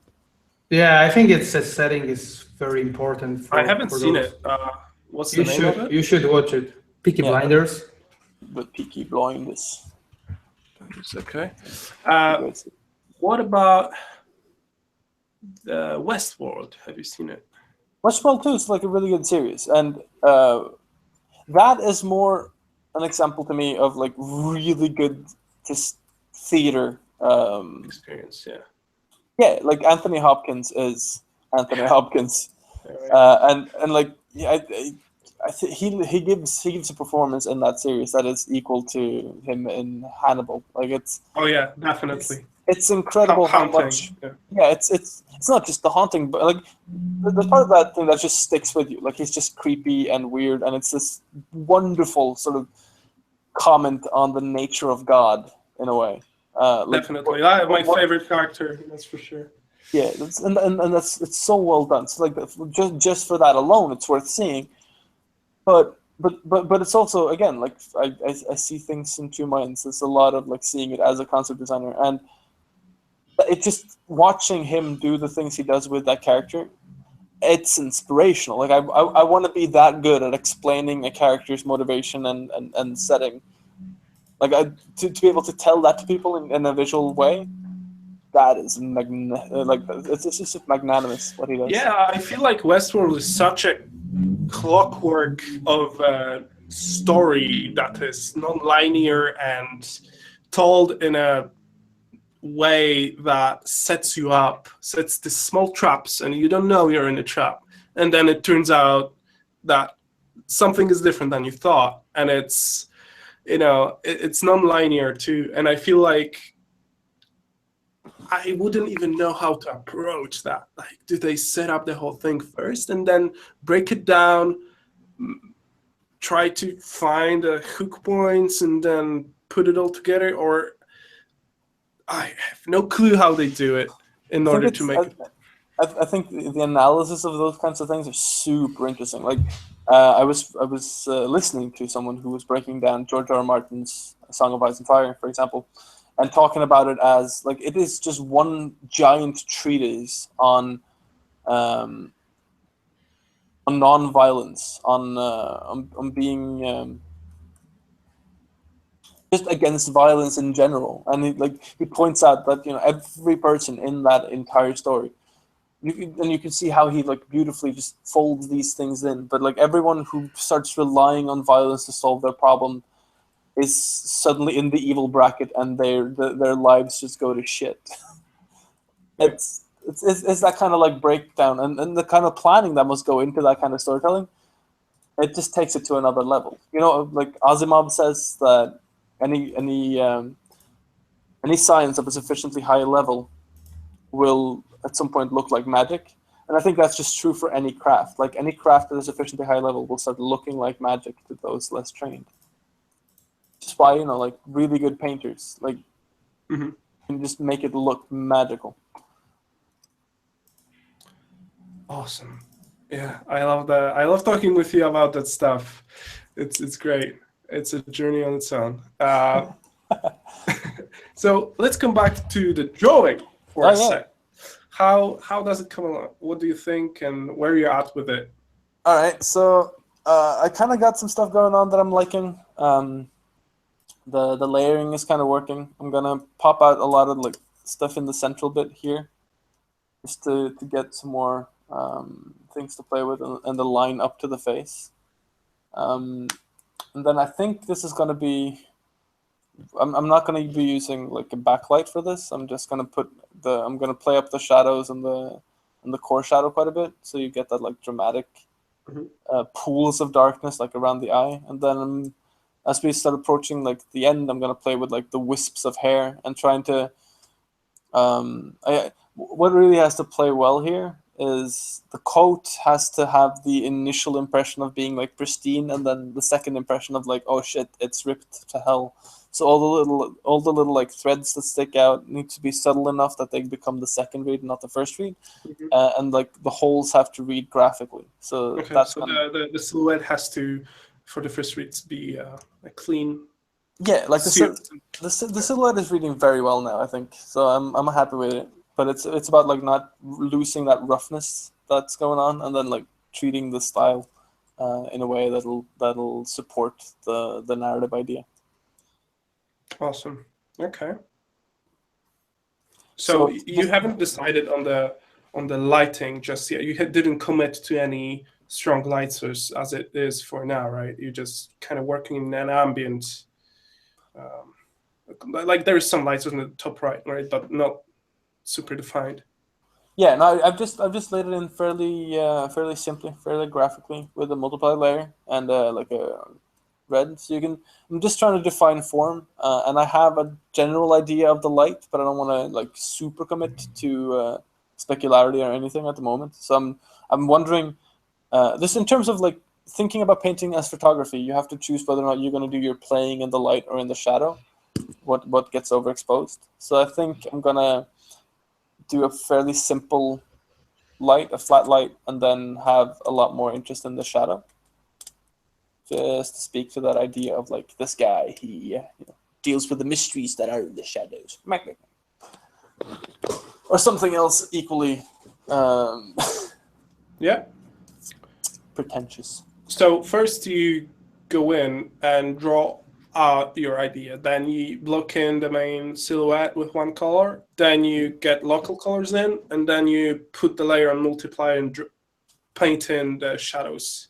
Yeah, essentially. So now that I'm going to start dealing with, so now I have the disposition of my shadow. Now I'm going to start dealing with the quality of it. So I'm using a soft light layer, and I'm going to go kind of back to drawing. I'm going to try and just pop out little pockets of terminal shadows that will allow me to have higher this value changes where I want the eye to go. So it's about, again, playing a little bit with expectation, but I'm guessing. Like I know the level up family are pretty good at this sort of thing, but just to make it simple to explain, like I'm playing with this part of the shadow, like the very darkest, where I want like the most drama to be. The core, yeah. The core, yeah. So I'm just using soft light because the light is gonna be like the light that's coming in. It's gonna be cold and it's gonna be pretty flat. So I know that I want some pep and some drama in the shadow going on, especially around the eye, because that's going to be like the indicator of that last word, the gem. It's going to be in the eye, so I want to really play that up. So I'm going to do these like slightly interesting shadow shapes around the eye that will play really well because they're, at least I hope they will, because they're nice graphical individual reads. So out of context, they'll just read pleasantly, and as you start putting them into context, you get that like that nice combination of what's aesthetically pleasing with what's narratively pleasing. Is this making any sense? Because I'm never quite sure if I'm speaking like sage wisdom or just talking bullshit. No, man, it's completely fine. I think it's really precious to see how structured your workflow is anyway, like how logical and manageable. I mean, it looks manageable that each step is. So, yeah. In terms of that, like a lot of the principle of how I structure my workflow is, or rather, like it came together a lot after the first time I met Mike Azevedo, and he said something that was just like it stuck with me, which is like he would introduce his style as being the result of not being very smart, and that he needed to break things down into simpler pieces so that he could solve it. And like, without being too much of a fanboy, Mike is a very smart boy, but it's such a clever way of saying it, because no one feels particularly smart when they're struggling with a difficult problem. It's like it's one of the best way of figuring out how mature an artist is. If they can stay in that zone of being extremely uncomfortable with not being able to solve something, but they have the guts to just stick with it and admit their ignorance and then work from there, that is a high place to be for an artist, I think.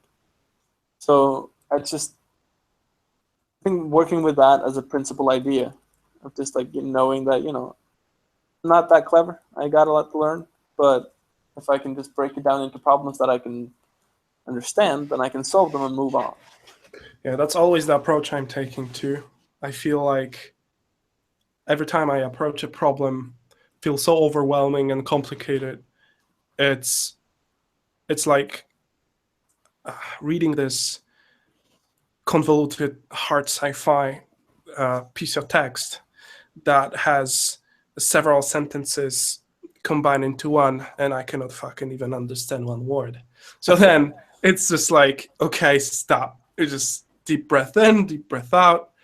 What the hell is going on? And you just like one word at a time, slowly understanding everything, putting it all together, like understanding how you think. I think it's the most important thing, how you learn. That's what I learned over the years too, is how am I thinking? What do I need to understand? And for me, it's really similar, I think, to you. It's knowing that there's no magic trick, and that there are steps, that the complicated things can be broken down into simple steps that are not easy. Simple doesn't mean easy, basically. So they can be simple to execute, but they may take a lot of time to master. Therefore, that's why the overall thing looks complicated, because it's just a complicated piece of many things combined. But breaking down things, and to me, writing it down is making me sure that it's approachable, at least. Yeah, just that sudden understanding that you get at some point after having struggled enough, is that like all proper complexity comes from the combination of simple things. And you're like, I can understand simple things. I'm not, I'm not an imbecile, but I'm not smart enough to necessarily take every one of these complex things straight to heart. And then you just, it's a struggle. That's what the struggle is. It's one step and then another, and then you just have to fight for everyone. Yeah, and a lot of people are getting discouraged somewhere along the way because they lose sight of the global, like they're moving towards, even though they feel like they're stuck. Sometimes you plateau for some time.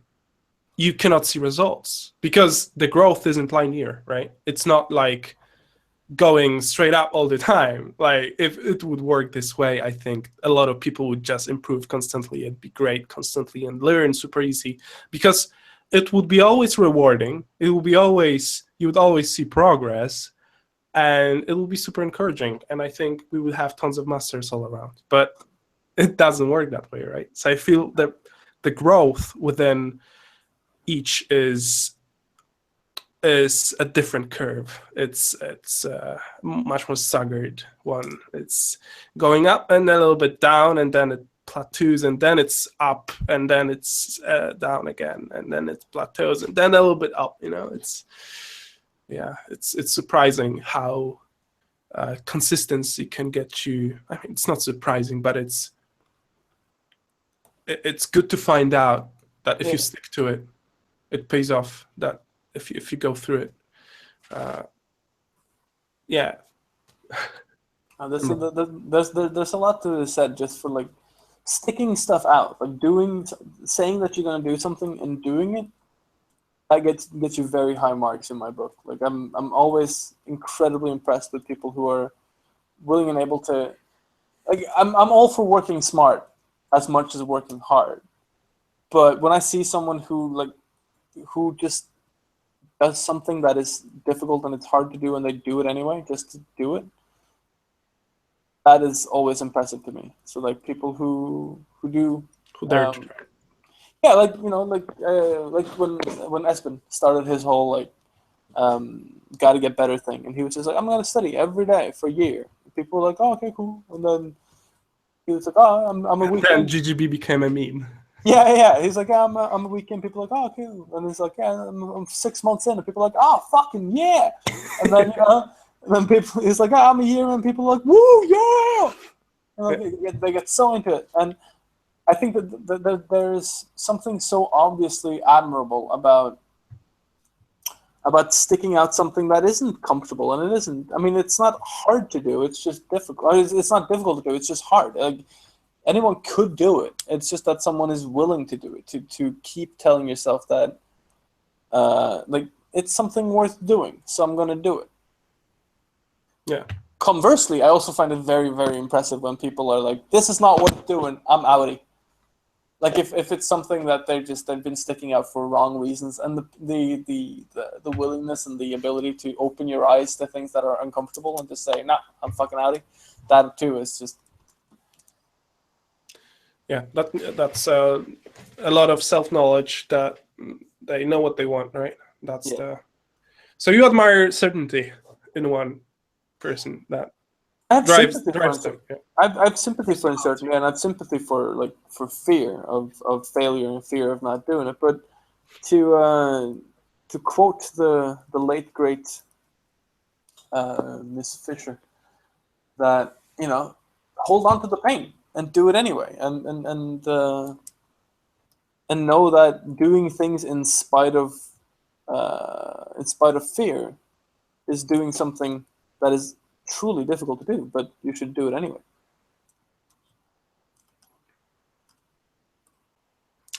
Yep, that's inspiring. There's a little bit of talk about Espen going on again.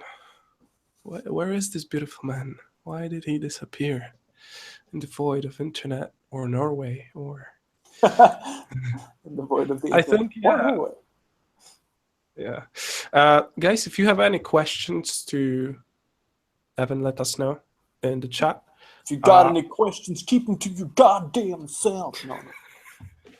Okay, I wanted to go back to The Witcher just to close this conversation, because I think it all started there, that you liked the antagonist, the Leto character, I think, about breaking the cliche of a beefy guy that it's not smart but likes to break things, but at the same time he looks like he starts to act really smart and he is intelligent, and that's for you a good character design. And then we have a Geralt that for you feels bland. So to me it's all different, because I didn't have that tabula rasa situation when I approached the games. I read 7 books before, and I had this deeper knowledge of this character already in terms of his motivations and his. I liked him, and I understand why he may appear not likable or bland or boring. But he, like in the books, the way he acts overall is helped me understand him and drive sympathy towards his actions and what he did in the end. So when I approached games, it was already there for me. And that is cool, but it's a little bit like the people who say like this. I don't know which one it was one of the Final Fantasy games that was apparently like it becomes real good after 20 hours. Oh no, I'm totally against that. I had that with Game of Thrones, the series. Yeah. Like, just watch it until the 4th episode. I'm like, sorry, I cannot fucking get through the 2nd one. Like, I cannot stand this show. Like I tried twice. Ironically, though, I have a similar reaction, but it's because I have read the books. Okay, there you go. So I couldn't freaking like this is everything that is wrong with the TV series to me, and I know a lot of people would crucify me, but Can you please tell me what you find wrong with the series? Because I'd like to know. Like okay, I understand the pilot has to be an episode where you show what the series will be about in terms of what it will feature throughout the season in order to prepare audience for it. So what I felt overall, it was cheap in terms of the looks and how it worked out in terms of the shock value. I felt hammered every time they showed. It's like, look, he's this girl is having sex with his brother. This is awkward. Feel awkward. You know, I just felt every time they tried to pull something shocking, they were trying to hammer it down on me. I'm like, okay, I understand, like this is it, but why do you have to put so much attention into these things? And then I understood it's HBO. They did Rome. Every show they do it in this certain manner that has a certain shock value. So it's really the whole point of just to leap to the defense of one of my favorite TV series of all time. In Rome, the whole point there was to kind of like. You mean Rome is your favorite series? Yes. Yes. Because Rome is awesome. I haven't seen it. I just know I've seen a couple of episodes, so I kind of understand the similar. I don't have anything against it, so it's just I haven't seen it, right? So I'm just just to note out like the difference in approach of like the shock value thing. It served a very specific purpose in Rome to do a lot of the shock value things. Exactly, because it serves the purpose, and I have nothing against that. For example, Westworld, also HBO, also a lot of brutality, nudity, and really graphic scenes, but they serve a story, and that's great because they put stuff in the context. Whereas in the beginning, okay, I haven't seen the full season 1. I've seen 3 episodes of Game of Thrones, and I felt it was there just to be there.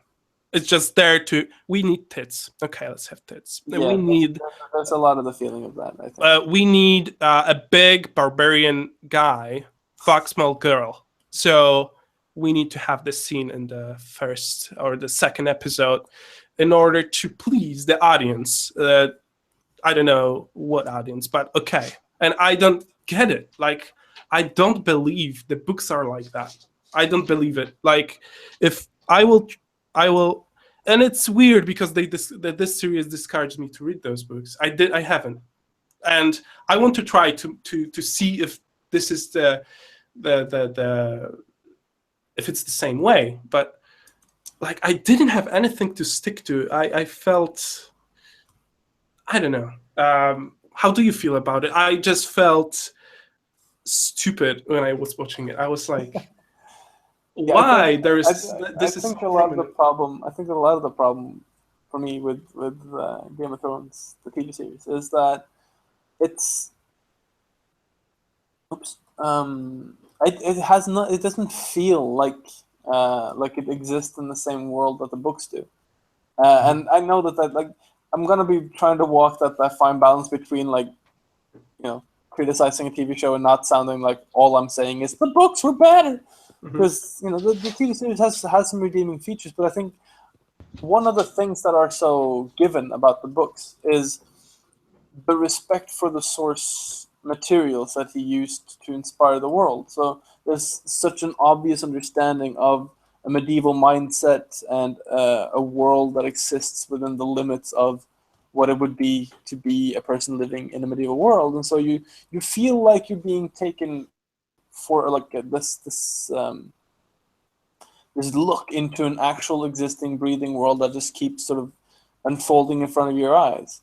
And I think probably my lack of feeling of that in the TV series is probably partly due to the fact that I'm a bit of a history nerd, so I keep spotting things that they probably thought people would forgive, and fair enough. Like some things I'll forgive, but when I see things like woolen mesh for chainmail, that's the kind of thing I can't quite forgive. Yeah, and it's funny how these small The fact that things. they disregarded like key things like sword fighting is that TV series with the fucking budget they have. It cannot be impossible to hire someone who knows how to fucking swing a sword.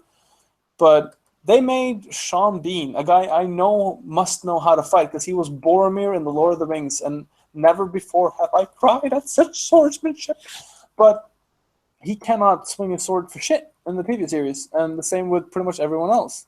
And it's And it's a shame that these small things pull this series down. For me, also a huge thing was that everyone had the makeup on, and to me it was so obvious. They looked like I don't know. People look like straight out of porn party type of thing, like they're trying to look nice. Like, why the fuck would you try to look nice? So on the opposite side, you have I fire up Vikings, and then this is Raw. They're sometimes ugly, fucked up, and you can feel the humanity in there. Yeah, it's a different series. I don't want to compare it, but like I understand why people gravitate towards nice and clean. I understand it, but it gives me that Hobbit feel that I hate. The Hobbit, the new lines of movies, Hobbit, that I just despite. I mean, in terms of the looks, like the plastic, artificial, not CG, not practical, just like. It's just what happened in Narnia, like that movie. It's that same like cleanliness, and you lose all sense of actual believability apart from the very like this. You can forgive some of it, but at some point, just the sense of allowing yourself to fall for the illusion that they're trying to make. It just you feel like you're forgiving too much. And you're like, nah, I'm out. Yeah, and I don't want to sound too raw because I haven't seen the thing. I heard that the story arcs and the character development is great. I just feel bad that I didn't have it. Like you, I don't believe in the mindset of play for 6 hours, then get into it.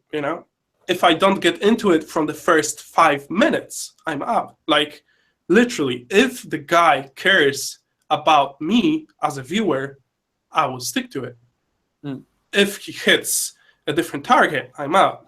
I mean, I was precious about movies when I was starting to discover cinema. I was like, oh, let's watch it until the end because I may find something there. But at some point, I have a monitor that has a pivot, right? I can rotate it. So I tried to make it more interesting by rotating it 180 degrees. So watching it upside down, it didn't help. So I started turning it off. And this helped. Which movie was this? I think I was trying to get through Marvel universe movies. And I started with Iron Man. And the moment the bad guy was revealed, and he was bald and Middle Eastern, like from Iran or somewhere, and I was just like, fuck this, like I'm out, I cannot take it anymore. And that's where my Marvel journey stopped. I have a really short I'm really cruel for this, so I can only get into certain things. Your bullshit tolerance is not very high. Yeah. I have a higher one for books, though. So the other thing I wanted to come back to is that The Witcher again. So I again came back to this universe, to the game, and I was saying I read the books, so I didn't have a chance to be fresh with the character. I'm not saying read the books, then you will unveil the secrets and you will start to care. I'm saying, what was your impression? Like, it was the same. I think they did a better job in The Witcher 3 in terms of establishing the world at the beginning. It didn't throw you in some political stuff, but it was more personal for the main character. And I'm not sure, how did you react to it? I think the first thing that I reacted to with The Witcher's world is that there's this weird contrast going on, where the majority of that world seems very much like a slightly sort of live action role play infested version of our own world in sort of like mid-Eastern Europe, late 14th century sort of a world. And it's like a lot of elements are literally just copy pasted from there. So the expectation that sets up for me as a player is that, you know, it's going to answer to roughly the same sort of parameters as our own. And it does up until a point where, as a matter of protocol, you're kind of meeting these fairly dangerous beasts on the road. But somehow the development of like the human society around this problem seems to have just totally ignored it. So it feels a little transplanted to me sometimes. But okay, like the relationship between the beasts and the monsters and the human communities, that they don't coexist. Yeah, like it feels very odd when you have things like ghouls running around the village and the villagers just living by. Yeah, like, you know, like the fact that early in the game you have to like fight this hippogriff thing.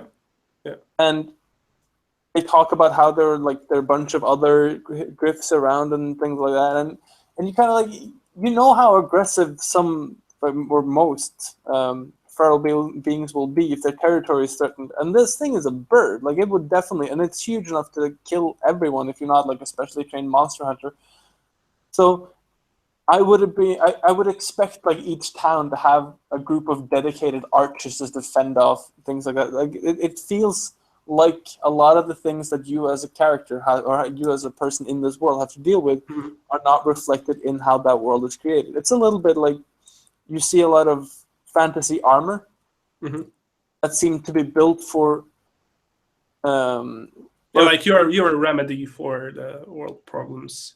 Yeah, my remedy for most world building problems is to just design from context. Always think about context when you're designing. One of the biggest mistakes people make is to design armor to be the perfect piece of armor that can never be defeated, because that's not how anyone ever thinks about creating armor.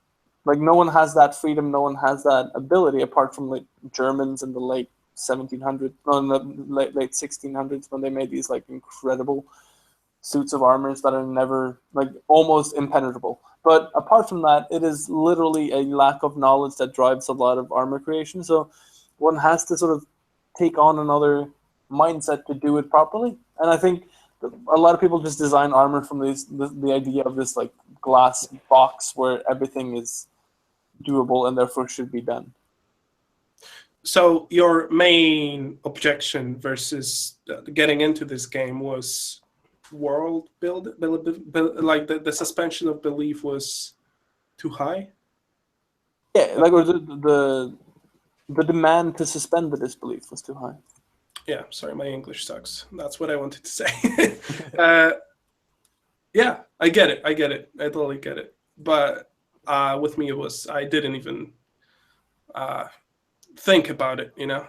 I thought like I think the place where we are starting the game in is torn away by a war. It's a no man's land. And therefore, they wouldn't be able to react to those monsters in a way. And I felt that looked pretty believable. And knowing how the game, like, it didn't take me out of the experience for sure. Like, I was focused more on the story and going through it rather than questioning stuff. But once something comes up, then that certainly can get me out of the experience. But it didn't happen in this case. So no, I mean that alone wasn't enough to make me stop playing the game. I did play for a solid few hours, but it was more that like that immediately felt like transplanted to me. and I didn't quite know what the problem was for me for a while, and then I kind of like I figured out that like, oh yeah, that's what's bothering me here. Like it feels like such a real to life human human society that it like, would have more witchers or more protection towards the things that are surrounding them. Yeah, because there would be the whole social structure of having these other species around would probably be more worked out. I understand that they were trying to touch on the idea of racism and things like these, but if you want to do that, again, you have to have context. So just like doing this thing where they just like throw some social constructs on you and saying like, yeah, we all hate dwarves because they're all stingy with the porridge or some shit. That again, like it doesn't feel authentic. It doesn't feel like an actual problem to me, and so I feel I have a hard time feeling empathy for that problem, and therefore I just kind of distance myself from it. But again, like this becomes very technical, and I realize that part of it is on me because I do overthink these things through being someone who indulges in that pursuit quite a bit. It's kind of like watching other people draw when you draw a lot, and you automatically start thinking about technique and thinking about problem solving issues rather than just enjoying a drawing. Yeah, I get it. Yeah, nicely put together. If you didn't throw this universe out, I think the books are written in a brilliant way, at least in Polish. So if you are open to some short stories, grab a first Witcher book. It's a collection of 3-4 short stories that I think are brilliant and written in a really non-Tolkienish way, more swiftly and more efficiently, a little bit more modern, like so it feels different. I actually read this analysis of The Witcher and saying that it's a brilliant piece of detective noveling.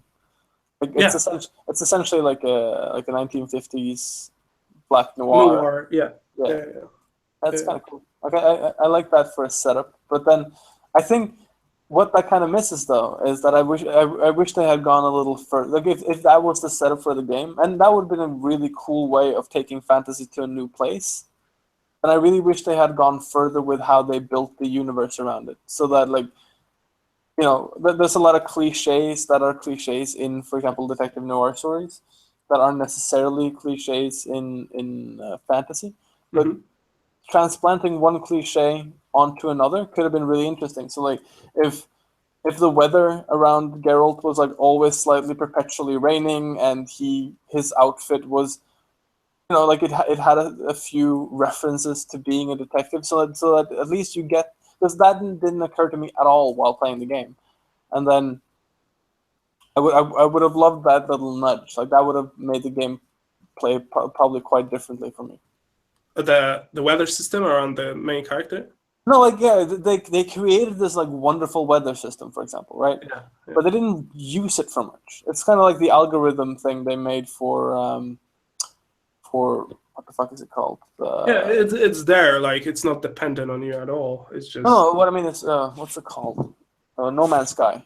They made like these fantastic, impressive algorithm things, and then they use it for the most boring purpose, which means you never get anything out of it. Like none of the planets, or very few of the planets in No Man's Sky, are interesting to go to because you are so aware the entire time that it's just sort of a semi-random accumulation of things that have no meaning for the greater construct of the game. So whatever you're doing doesn't really matter. And so, unlike in Minecraft, where you could say the same thing. You could say, whatever you do in Minecraft doesn't really matter, except it can matter to you. It can have personal, and you can build things, and you can sort of create. Yeah. But in No Man's Sky, you're literally just going through the motions of an algorithm, which is, like depressing. Rubik's cubes are only so interesting. Yeah. So yeah, I think that's kind of my take on that. Where are you at with the drawing right now? I can see you putting more detail on the Churchill. Yeah, no. So, yeah, I've gotten to a point where I'm feeling out the skin. I'm trying to like figure out exactly what I want to do with it. There is some softness that I got in through like the application of the multiply layer that I'm trying to see what I can do with like playing around with the light colors and the shadow colors and exactly how I manipulate that shadow. And I think I've gotten something up here that I'm quite happy with. That I like. So I'm starting to think about like how to apply that same approach to the rest of the piece, and at the same time like not. Yeah, like there are still some shapes that I haven't quite worked out well enough that I need to go back and sort of fix, and then I think there's a little bit of work to be done on the silhouette just to make it like read a little better, and then I think we can go in and just add some finishing touches and Nice. call it a piece.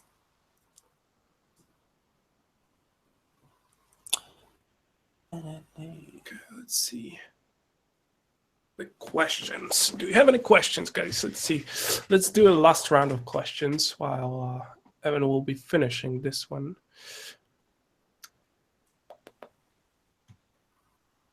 Okay, so I think Darek left. He had to run and he didn't want to interrupt us.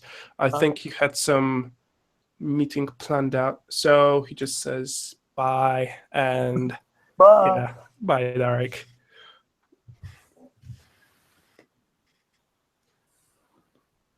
Okay, let's see. Question. How can I rediscover what I want to draw? Because I think I lost myself when I focused first on the fundamentals. I have no idea. I can tell you, like, I don't know how to answer that, but it gives me a story to tell. So when I was done at Volta, when I quit Volta, job in Quebec, I was kind of in that headspace. Like I felt a little bit like I had forgotten what cool was, or at least what it was to me, what it felt like to just act purely upon the idea of aesthetic pleasure. So what do? I just sat down for like a couple of days and just drew the stuff that I wanted to draw. I didn't care much about structure. I didn't care much about like the about everything behind it. But what I did pay a lot of attention to was just what felt like fun, like what felt like something that I wanted to draw, as opposed to what I had taught myself over the last 3 years that I should draw. That's so important. Yeah. Yeah, no, it definitely is. Like I very nearly cried a couple of times just because I've been working quite intensively in the studio, and so I'd not been drawing all that much for my own sake, and I'd kind of been losing my sense of self-developed cool kind of. So it's super important to just take time sometimes and figure that out. But I can't give you any, like, it's not that I don't want to share, it's just that I have no idea how to do that for anyone else, because it is such a very, very weirdly personal thing. Totally. And it has nothing to do with, like, there's always these questions about, like, is that where talent is, like figuring things out. I can't say that I know, but I don't think so. I think it's just about approaching the idea of creation with a mind towards trying something that is actually creative rather than emulating a success you've already seen. So there's nothing wrong with emulating others. There's nothing wrong with learning. I should know. I've stolen most of what I do from other people. But you have to make those things into tools that serves the greater purpose of telling or showing or sharing something that you find interesting. And then the magic is in trying to become a vehicle for the understanding of cool for that other person. So, like, for me, for example, I find the historical development of weapons and armor and how that speaks to how and why wars were fought and all these implications of what is actually in our history, I think is a mind-bogglingly interesting. And if nature has done it, it's probably been done pretty well. So I try to always like come from that place whenever I'm trying to tell a story or teach someone something. And I think that's kind of the point. You have to go out into the world and like try and live a life and try and be a person, and then use your art as a vehicle for explaining those things. Yeah, at some point when you're really young and you are starting out and you want to figure out what you want to draw so hard, it comes down to the question who you are and what you want to say, which is a much trickier question than Yeah, because what you want to when you are young and impetuous and you want to go out and be an artist, you probably don't have that much to fucking say. Like, yeah, exactly. You have to I'm not- live through some shit Yeah, to discover some stuff, have an opinion. yeah, like whenever it's this weird thing of like I was always fairly pragmatic when it came to art. So like whenever I would go to parties with like people who went to, you know, the actual art academies and stuff in Norway, I'd be like, oh, these fucking pretentious art douches. But there is something to be said for people who honestly want to express something. And you know, not every artist is like that. A lot of artists are pretentious douchebags, and I think part of the appreciation of art is being able to distinguish one from the other. But it's like even when modern art is at its most bizarre, and it's most intechnical, and it breaks with the rules that I have, you know, been taught and that I appreciate as the basis for my own aestheticism. I think there's just something very basically and very hard won in the ability and the wanting and the urge of self-expression. I think that should be respected in upon itself. Yeah. So like having, it's not. I feel like it's a journey inwards into discovering what you respond to, what you like, what you don't like, what are your observations in the world, and what you decide is your own or not. You know, having the spice to start something is as good as liking something because it's an opinion. I think it's there setting you up as a personality that suddenly can express something, and you will find as you grow responding to more and more stuff differently. And if you are being sensible towards these small snippets of you emerging, like a small, explosions in your head of your own personality beginning to form, then just follow it, trust it, and I feel then your art will really become you at the same time. You know, because if you'll start, like Evan said, following others is good, but to the point, right? You kind of have to extract what you like about the things that these people do and rediscover it in yourself. Like, the thing is, you can look into the phenomenon of something, and you can say, you know, like, I love Paul Bonner, and then the obvious or the seemingly obvious way of emulating Paul Bonner then is to go and just look at how Paul Bonner does things and what he does, and then do the same thing. Except that is not why you love Paul Bonner. It's the specific way that he solves problems. That's interesting. At least it is to me. So for me to study Paul Bonner isn't to draw Paul Bonner style stuff, but to try and analyze and understand his problem solving and the method to his madness, as it were, and then see if you can figure that principle out and then apply that principle to your own approach to the craft of drawing. That, to me, is far more elaborate and far more interesting than simply being the next guy who can draw like Paul Bonner. And again, I'm aware of my hypocrisy here because I draw quite similarly to Claire Wendling, for example, a lot of the time, especially when I draw things that in terms of source material is quite similar. Like when I draw little fairies and things, and I'm aware of that. I'm trying not to. That's not a bad. Well, no, but yes. I understand in which context, Yeah, like I don't want to be emulating. I don't want to be copying her, but I do want to be emulating her process. What's good about her? And the idea of working out things in your head and trying to be specific with the lines you make and all these things. Like it does end up becoming just a running learning circuit, and at some point you're gonna end up taking on a little more than you intended, and then you give some off and you take it back on again, back and forth.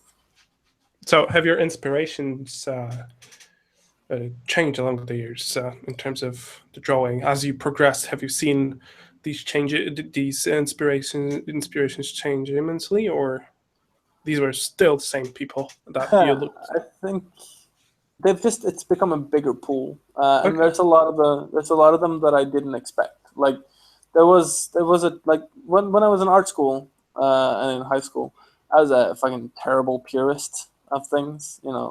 Like a lot of young and impetuous artists will just find things to be puristic about because it feels like it's the same as with young politically active individuals who will just they will find the one political direction that they agree with, and to the annoyance of everyone around them will just insist that this is the only way to do politics, man.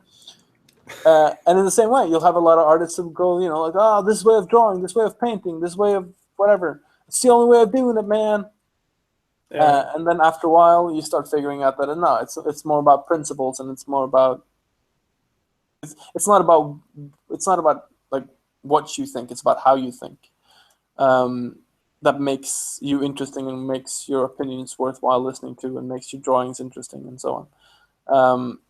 So, for example, like 10 years ago, I wouldn't have expected myself to be a huge fan of Gustav Klimt, for example. I always thought his paintings were kind of stiff and dull and whatever. And then you start reading, you start figuring him out as an artist, and you start figuring out what he was trying to do, and suddenly he is incredibly interesting. And it's the same thing with Pablo Picasso, whose work a lot of the time gets relegated to that mad motherfucker sort of thing, and people are like, yeah, I guess we respect him because he was a great man and whatever, but yeah, his art, man, bullshit. And like I so want to tell people to read about him but it does end up becoming like my catch-all for every artist you don't understand. But he is such an interesting person to read about, and he, in terms of living like the artist lifestyle, that dude had it going on.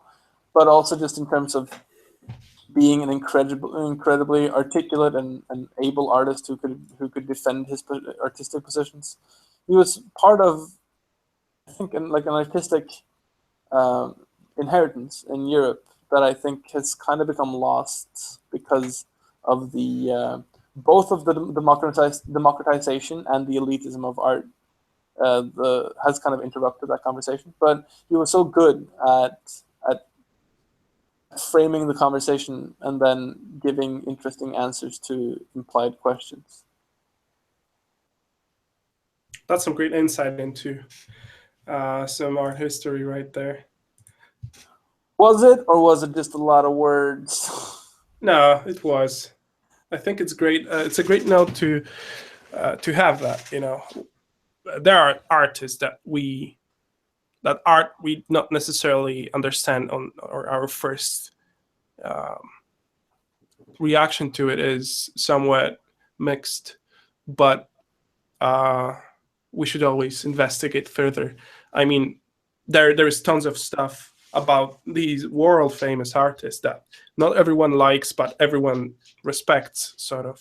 There are a lot of biographies that we can find out. There are great art series, documentaries that are about those famous artists. That's also a good way to discover those stories.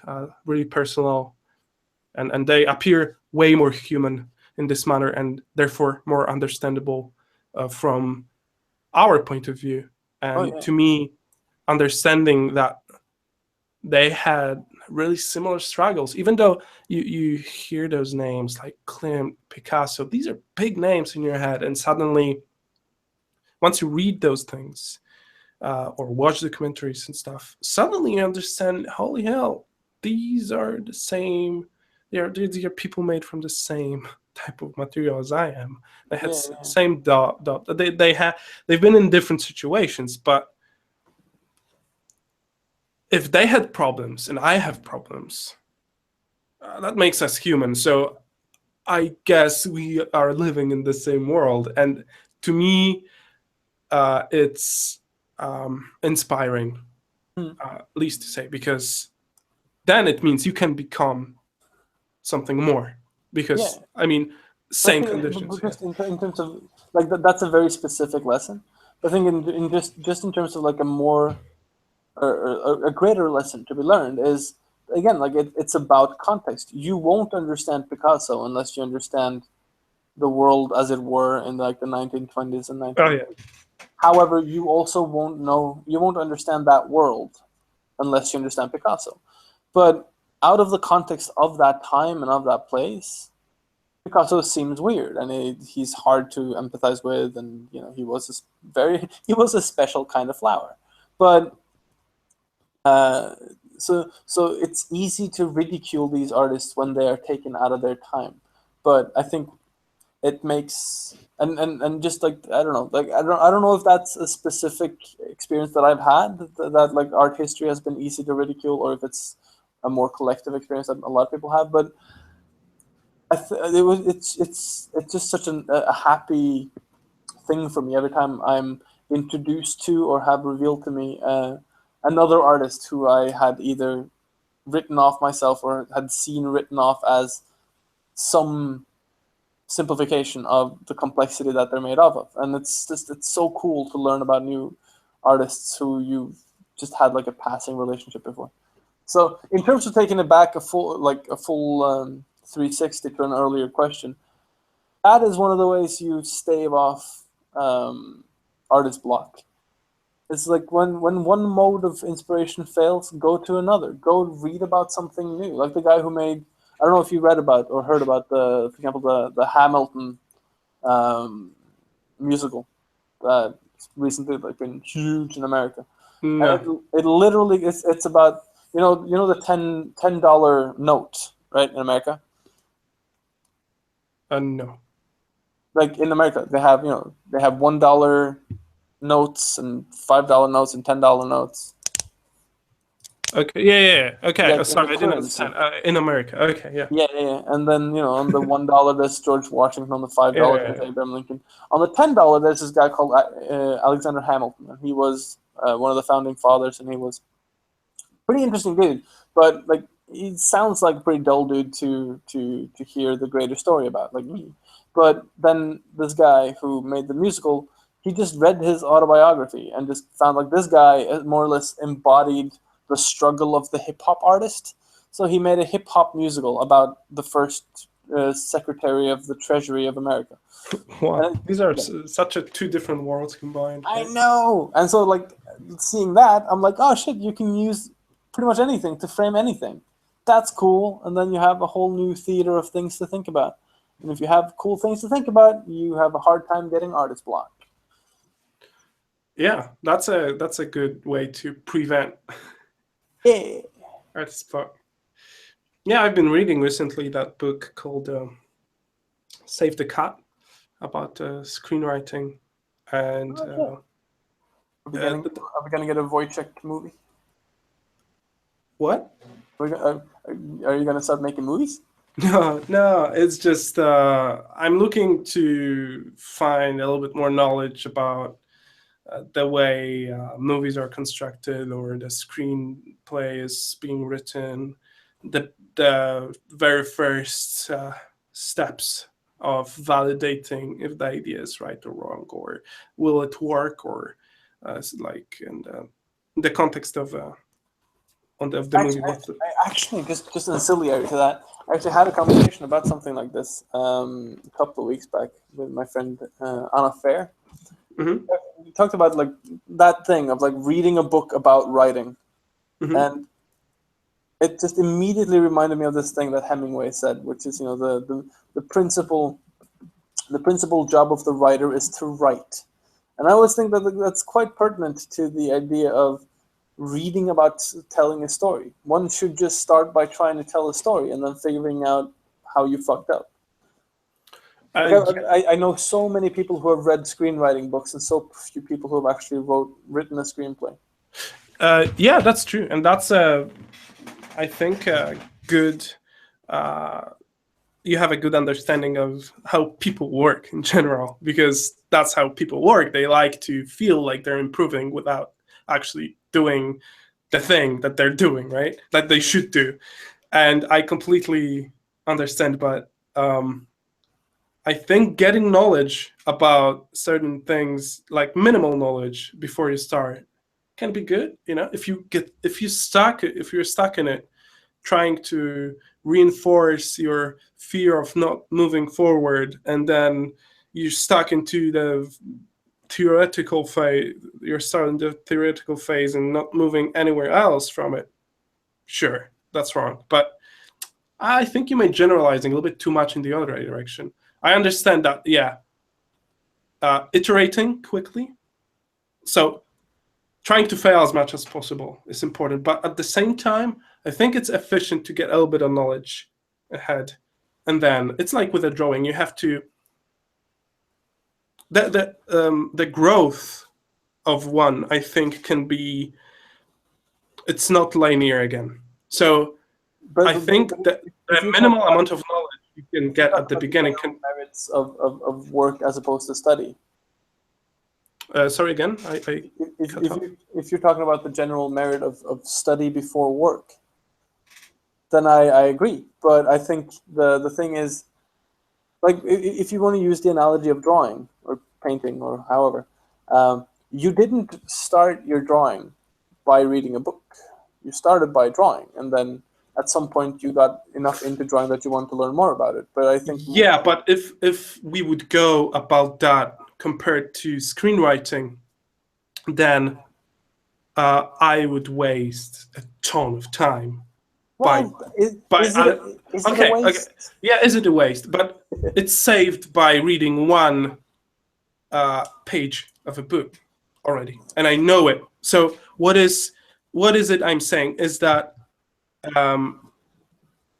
for the screenwriting process, there is this notion of writing one sentence up to 2 sentence logline stories that have an emotional hook, that are working with that and that are stimulating you to think and to be like a lot of technical jibber jabber. First of all, you have to be able to write a simple story that tells a simple narrative, surely. Yeah, and it's engaging, right? And it wants... And so, it makes you want more, right? Yeah, but so then, like, I'm not the most updated person on the internet, so I might just have been missing out. But have you been doing a lot of writing of that sort? Me, no. I just started reading this book recently, and that's what I'm saying. I'm all for reading the book, but you should do some writing first, and see if you enjoy it. Yeah, but I'm interested in the process itself, not in the writing just yet. I'm interested how it works in general. So I'm reading it more for I didn't say anywhere that I want to write. I was interested in the construction of it. Therefore, I guess I'm reading about it, right? So I may want to do it, but I don't know the process yet. I don't know how people do it. I don't know how people have been doing it yet. But that's what I'm saying. Like, when you started to draw or when you started to paint, your first reaction wasn't, I don't know how people painted and drew in the olden days, so that's where I started. You didn't, like, you started with a crayon, not with a book about Da Vinci. Yeah, that's true. That's completely true. But I think it may not apply to everything. Probably not. But as far as I've seen it, as far as I've seen drawing and writing as ancillary to each other, I think one thing that you can lose quite quickly if you focus too much on living up to the technical expertise of those who came before is that base just joy of writing. I think that one of the reasons why, for example, Terry Pratchett is such a joy to read is that his focus is not on creating the perfect short story. Like, it's not necessarily living up to the form. It's about trying to create, like, his emphasis is not on technical perfection, but on like just the joy of telling a story, and the simple one at that. Mm-hmm. Blind them with the basics. Yeah, I completely understand. And this is what I would say to myself too. Like, just start writing, right? Just go out and start doing it. Yeah, I think that it's a good thing, but at the same time, I am interested in how does it work in the movie industry in the more technical manner. Like, I am interested in that. Why cannot I scratch this itch, right? So it's not holding me back because I haven't decided to write yet. And maybe I have to figure out if it's worth going into at all. I don't know. I'm just, I don't think I have any stories to tell just yet. I feel like completely hollow right now in terms of the shit I want to tell. And that's completely true. I'm at the point where I know I will want to have to say something, but I don't know what it is yet. And that may be connected with the stuff I've been through, or I haven't been through yet, obviously, the growth and stuff. I've been always super technical, which you noted many times. So this is something that I'm fighting with. I know what I like. I know the stuff I like, and I know the stuff I hate. I just haven't extracted anything from it yet. And that's a growth process. I'm still pretty a young fuck. And if I go back 7 years when I was starting out, I feel I was so dumb. Like, I couldn't connect the dots. Right now, I feel like I'm a little bit quicker, but still not there yet. You know what I mean? Like, connecting the dots, not that fast yet, but connecting them. Yeah, I know that feeling. Yeah, and I feel it's getting somewhere. But, I see you having certainty in the stuff you want to tell in these stories. There is a coherent vision for it. And you say, just right. And right now I'm like, sure, but I have no idea what about, right? But that's not important. It's not, again, it's like, it's not what you think, it's how you think. It's not the story you tell, but how you tell it, right? If you look at, so there, Mad Max, for example, the movie that came out. You can tell that story in a lot of different ways. And they chose to tell it from the most epic way you can tell that story, which is an extended first person. Like, all our empathy and all our understanding comes through the eyes of this one angle that we get, right? It's Max and it's Furiosa and it's these people. And so it's very clear cut. It's very easy to see who's good, who's evil. They kind of try and fuck with it a little bit with that, like the dude who jumps on, but he's still essentially a good guy. He's done some bad shit, but we kind of forgive him. It's the post-apocalyptic. But it's a very small story. It's just... Yeah, it's a simple story. It's a handful of cars driving around the desert doing some shit, and then they essentially double up and go back. Like, it's not... If you think about it in a zoomed-out sort of way, it's easy to almost be dismissive of how simple and how small that story is.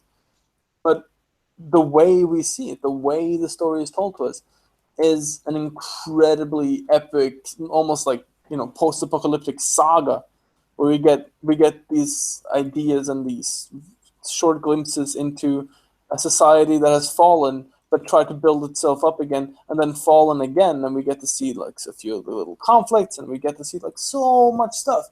It's incredibly well done, but the scope of the story and the story itself, it's tiny. So again, like, it's so not about the story that you have to tell, and so everything to do with how you want to tell stories.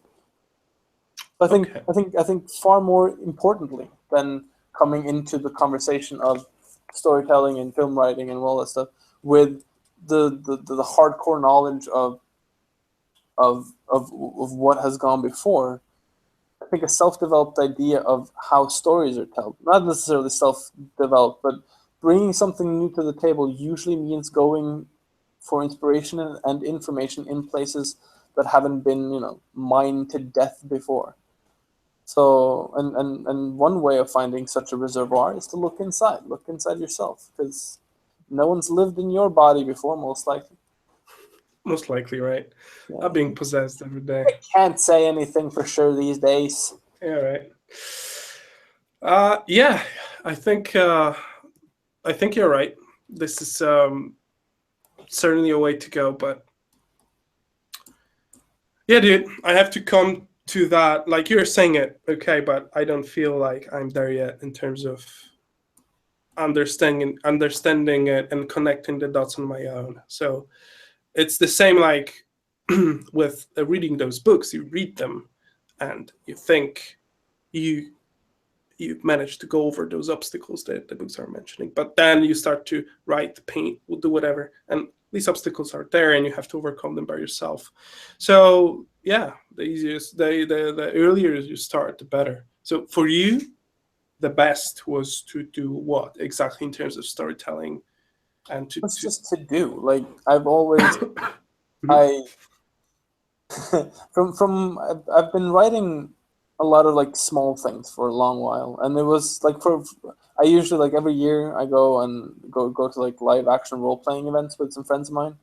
So it's usually me who end up like writing the roles and everything. So like some amount of like the empathetical understanding of character comes from that, and then reading a whole lot, like having a fond appreciation of just words and the beauty of the connection of words, I think really helps.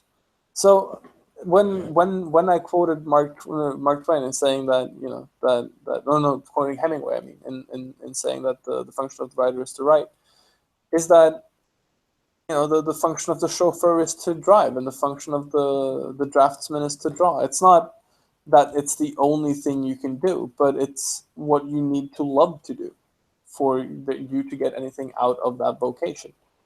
So yeah. I think that's what people should start with. They should start with writing and then seeing like, do you love to write? Do you feel appreciation for this craft? If you do, then here are some books you might want to read so you can learn from the knowledge already hard won by others, and then you can be you can stand on the shoulders of giants and grow further. But I think a lot of the reason why I had a hard time personally, for example, getting into the technical and academic aspects of art for such a long time had a lot to do with learning books. Like I was given Hogarth as a book when I started in art school.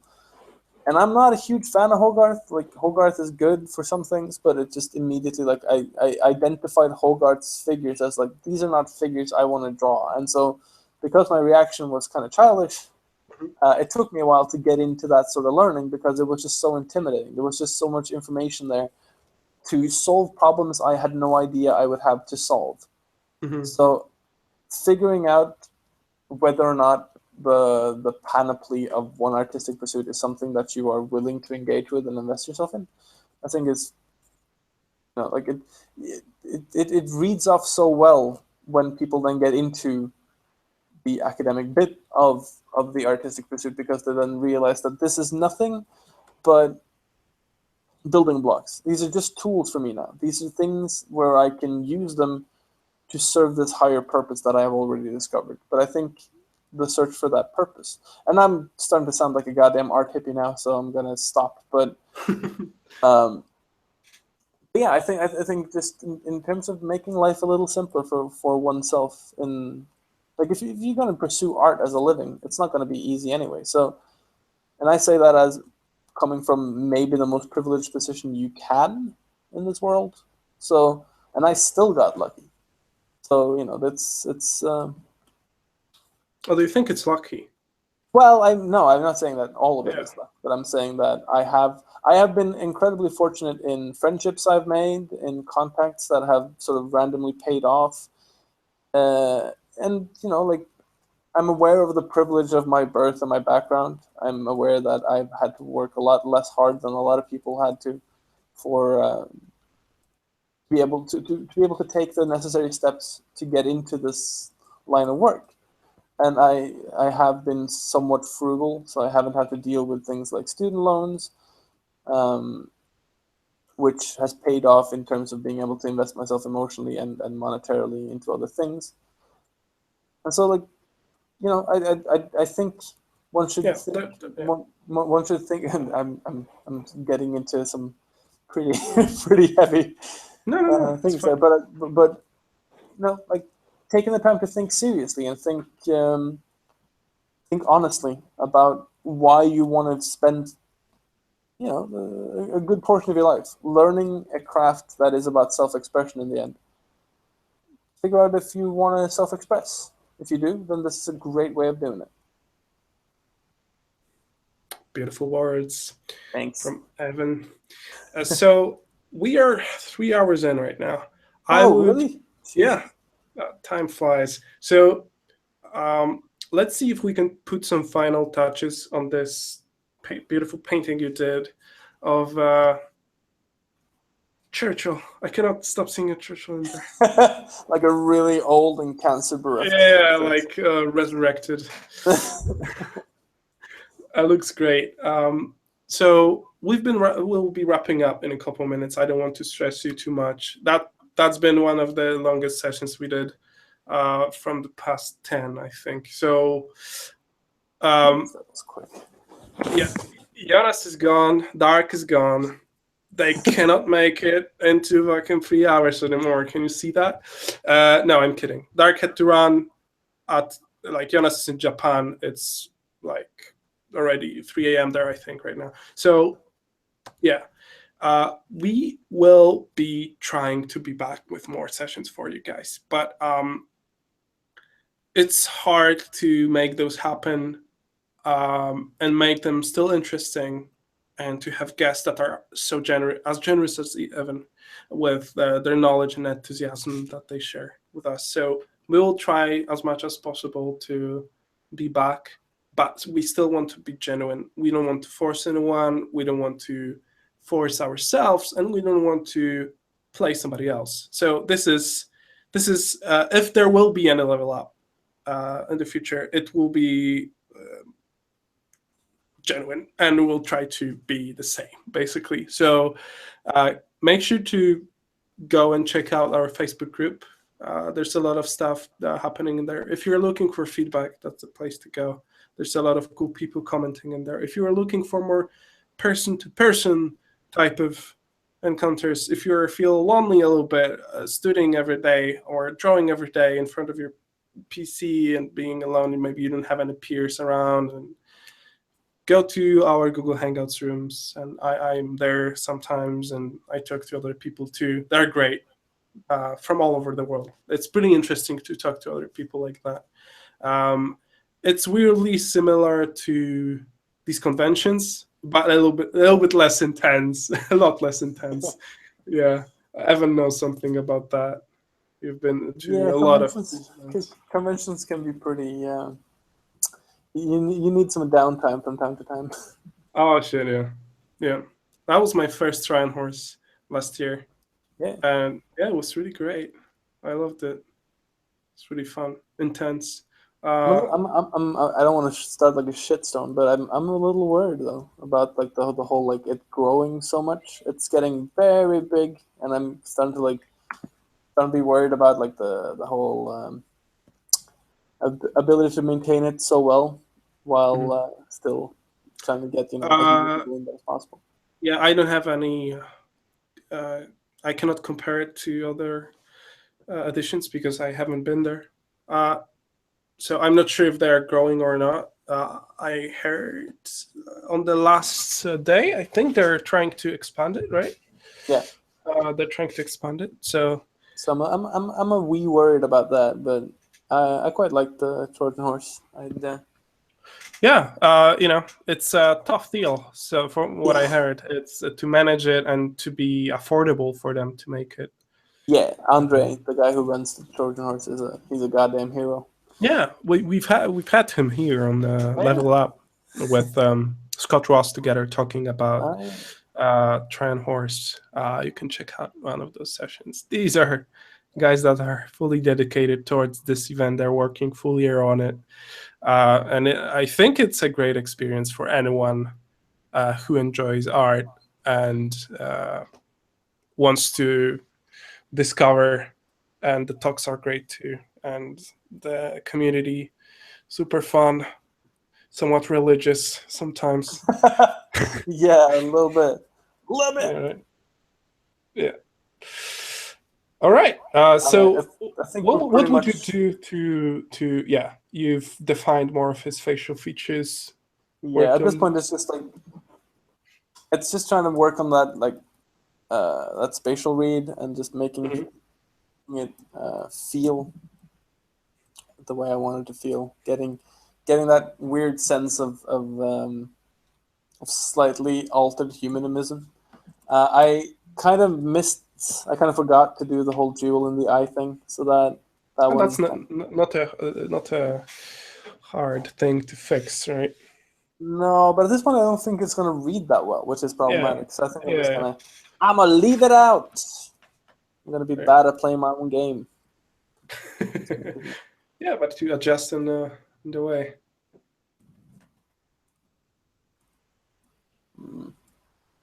All right, Evan, I want to thank you in the name of all the people that are watching right now, and in the name of the people who watch you on this video in the future that are watching us right now, somewhat in the future. So thank you so much for coming over. It was a pleasure to have you here again, sharing all of that knowledge all over again.